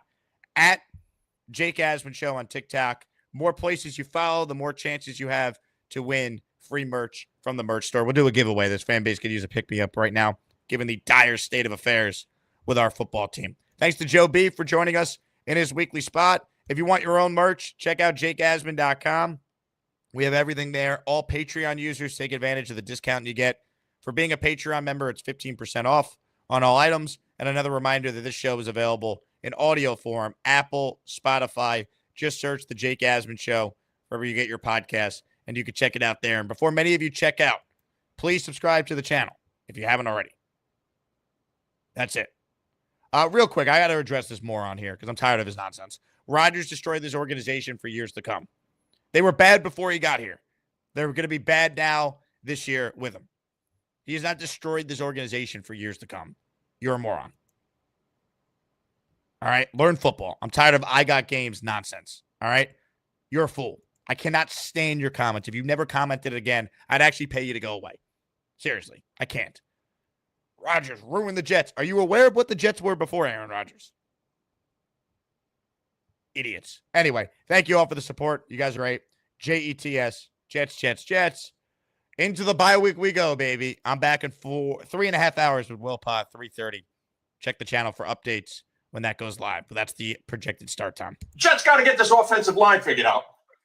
Because it doesn't matter who we have on the center, because these assholes can't hold the line. I don't think, the fuck? I think there's a little fire over there. Hold on. Or Jake, I might need you to call 911. Oh, shit. Oh, Jesus Christ. What the hell's going on here? Oh, my Lord. Oh, Jesus Christ. Oh.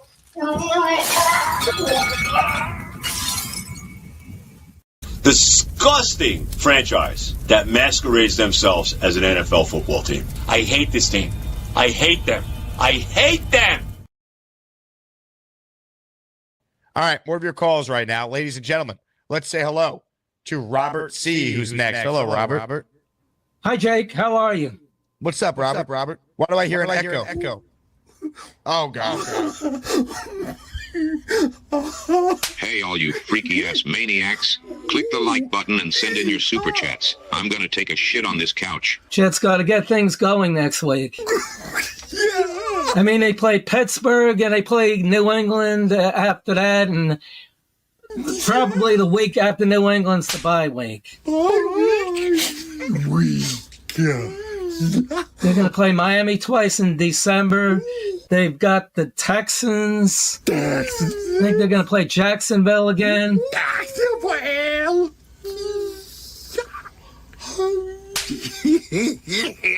I mean, you all have a good week. Thank you very much, Robert C. God, that got me. Whoa.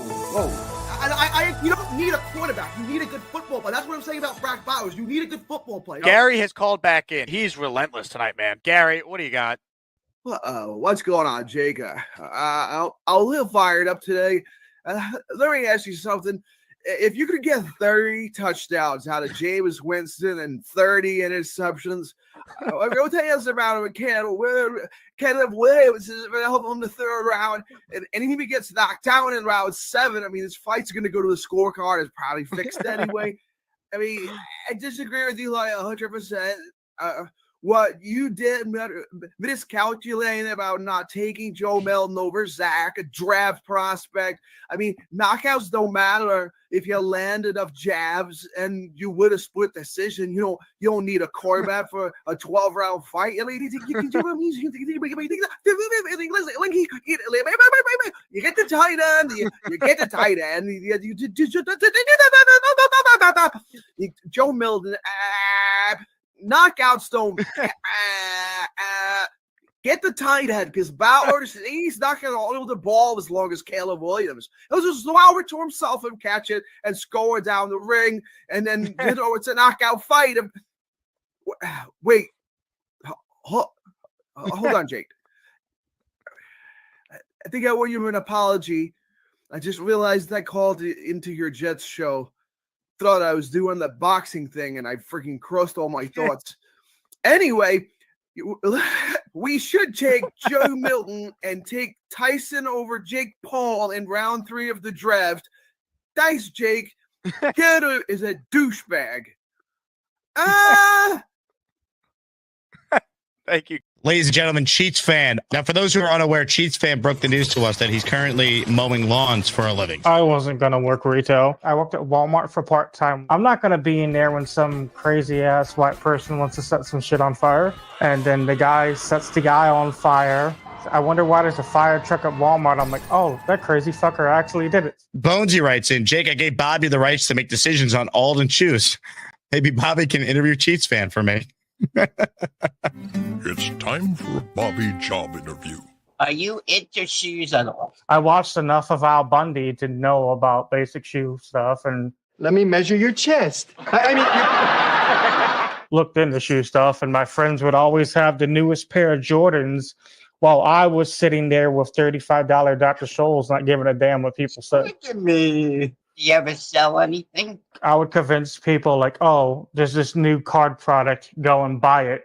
Or like, I see you eyeing those plushies. One of their workers would always go, open the fire door and light up a joint. If you worked at Alden's, what would you say to a customer? Do you need any art support? Would you like to purchase these shoes that are on sale? I wanted to be a Walmart greeter, but nowadays they give that to the elderly. Right, definitely. Yeah. Bobby. Clean the cars, but they asked them, oh, they would do it anyway. Times when people would, there's times when people would be in the hood. Cheats Fan, you got the job. Bonesy already wrote in, Cheats Fan, you're hired. Perfect. But the thing is, as a 13-year-old, I was cleaning cars better than the people who work at the car cleaning places because. Well, Bobby, excellent job. Thank you for your service. No problem. You go back to your lawn chair now, Bobby. What a show, folks. You won't find this anywhere else.